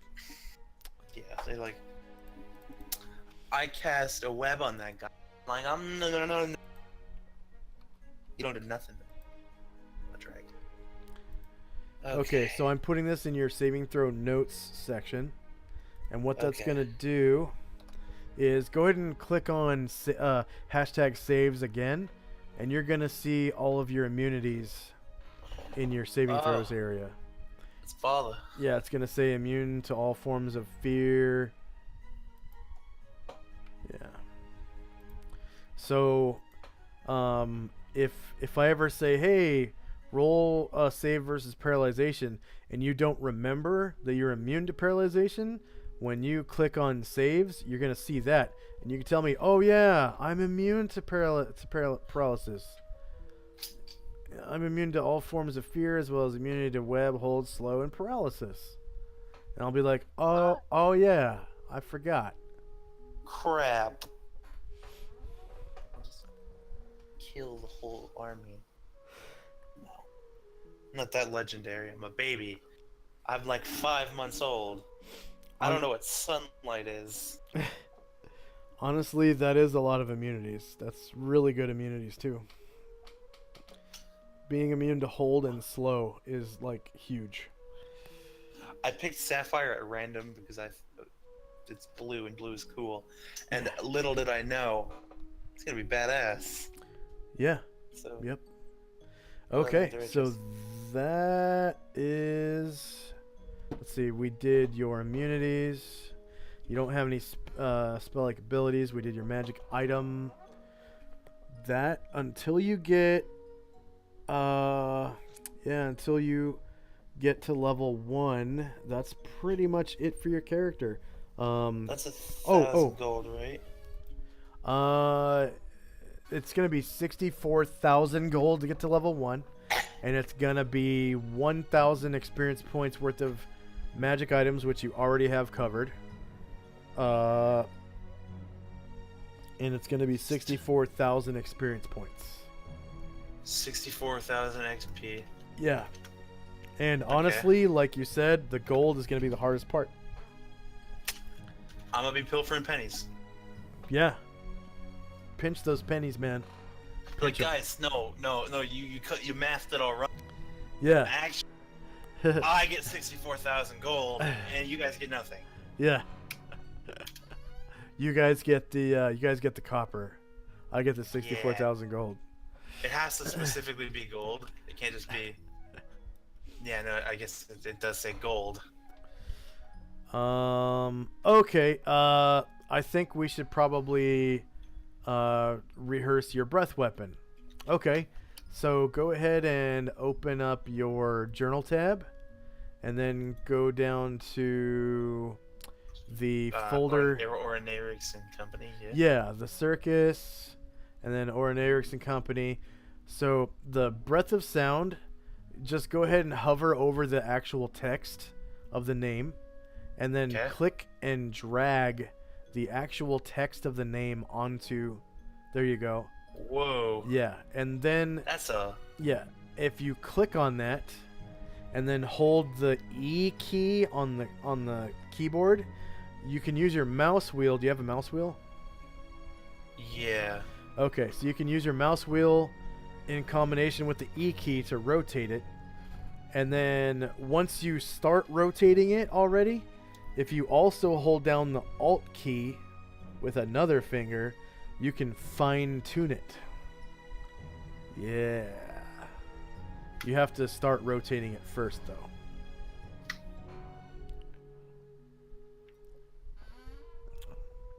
It's pretty cool. That's a really large range. Yes. Okay, so the Breath of Sound has a range of 75 feet, and it's 5 feet wide at the dragon's mouth and 25 feet wide at the end. If I go far away, I'm about to... So 75 feet is no joke. That's like, what, Sniper voice. 25 squares? The only issue is I don't want to hit nobody in my party. Yeah, so you're going to have to be real careful on that. 75 feet long. Plug your ears. And you're gonna want it. You're gonna want it to snap to grid so that the two squares on the sides of the box are parallel with your character, just like it is now. So you'd be able to rotate it thusly, and then you can hold the Alt key to fine tune it like this, however you want. And then once you tell me this is how I want the breath weapon to go, I'm actually going to put it on the map layer, so it's going to look like this. And you won't be able to control it anymore. And then I'm going to have you roll damage. So if you could, just go ahead and click on your token, and then click on breath weapon. And it's going to actually ask you a couple of questions, like how many times have you used your breath weapon since the last time you rested? 0. Yeah. And then it's going to say breath weapon check, chance of success 125%, and of course you passed. And then you rolled it, of course, and you did 6 sonic damage, and the enemy should save versus breath weapon for half damage, and they have to save again a second time versus breath weapon or be affected by an unblockable metabolic fear for 4 rounds. Which, what is that? It works against things that are immune to fear, including other sapphire dragons. That's why I'm super cool. That's why I was exceptional. Mm-hmm. They're like, you can't scare me. I'm like, bitch! They're like, whoa, bro, you don't need to shout. And any creature that fails the second saving throw is going to get a white flag and run away for 4 rounds. So they're gonna be like, none of that. That's an actual dragon. I would be afraid. And you did 6 sonic damage. If you hover over the 6 sonic damage, what that does, it says 1 times 2, d6 plus 1. So the 1s are your age category. Okay. So once you get to age category 2, it'll be 2 times 2, d6 plus 2. So 2 times 2 is 4. It'll be 46 plus 2 damage at age category 2. So every time you gain a level, it's going to go up by 2 dice. Dang. It's going to do a lot of damage at higher levels. Yeah. Higher ages. Go ahead and click on your Dragon Sense ability. You'll see how that works. So, I succeeded. It's D100 less than 70. Yeah, but it's also, there was a drop down for, do you have observation? Was there? Yeah, there should have been. It doesn't pop up for me. Really? No. Let's see, Dragon Sense. Wow, it just fucking rolls it. What? Yeah. Let's see. Maybe I have a couple. Oh, maybe I didn't. Let's see here. NPCs by region, Panoplia East. A-Rock, Edelon. I think Garish had it. Garish. Attributes and abilities. Dragon Sense. Weird. Yeah. Okay. I can change that real quick, or I can change that before the next time we play. Plus 35%. Yeah. All right. Are we just about done though? I think. Yeah. The only thing we haven't done is attacks, but that's pretty self-explanatory. It just asks you what side of the enemy token you're attacking, whether it's front, flank, or rear, and then it asks you what range you're attacking at. So if it's a ranged attack, you would select either short range, medium range, or long range, and then short range and melee are the same on the drop down, so there's no penalty. And then it asks you if you're at higher ground, lower ground, or same elevation, and then it asks you for an attack roll modifier and a damage roll modifier, and most of the time you can just spam through them all. If I tell you that you're attacking the front of the enemy, that is, you just spam through them all most of the time if it's a melee attack. But yeah, now we're done, and the next time that we talk could probably be Saturday. Yeah. At 1 p.m. your time. And if you don't show up, I will probably have to remove you from the campaign. So be sure to set your alarm or whatever.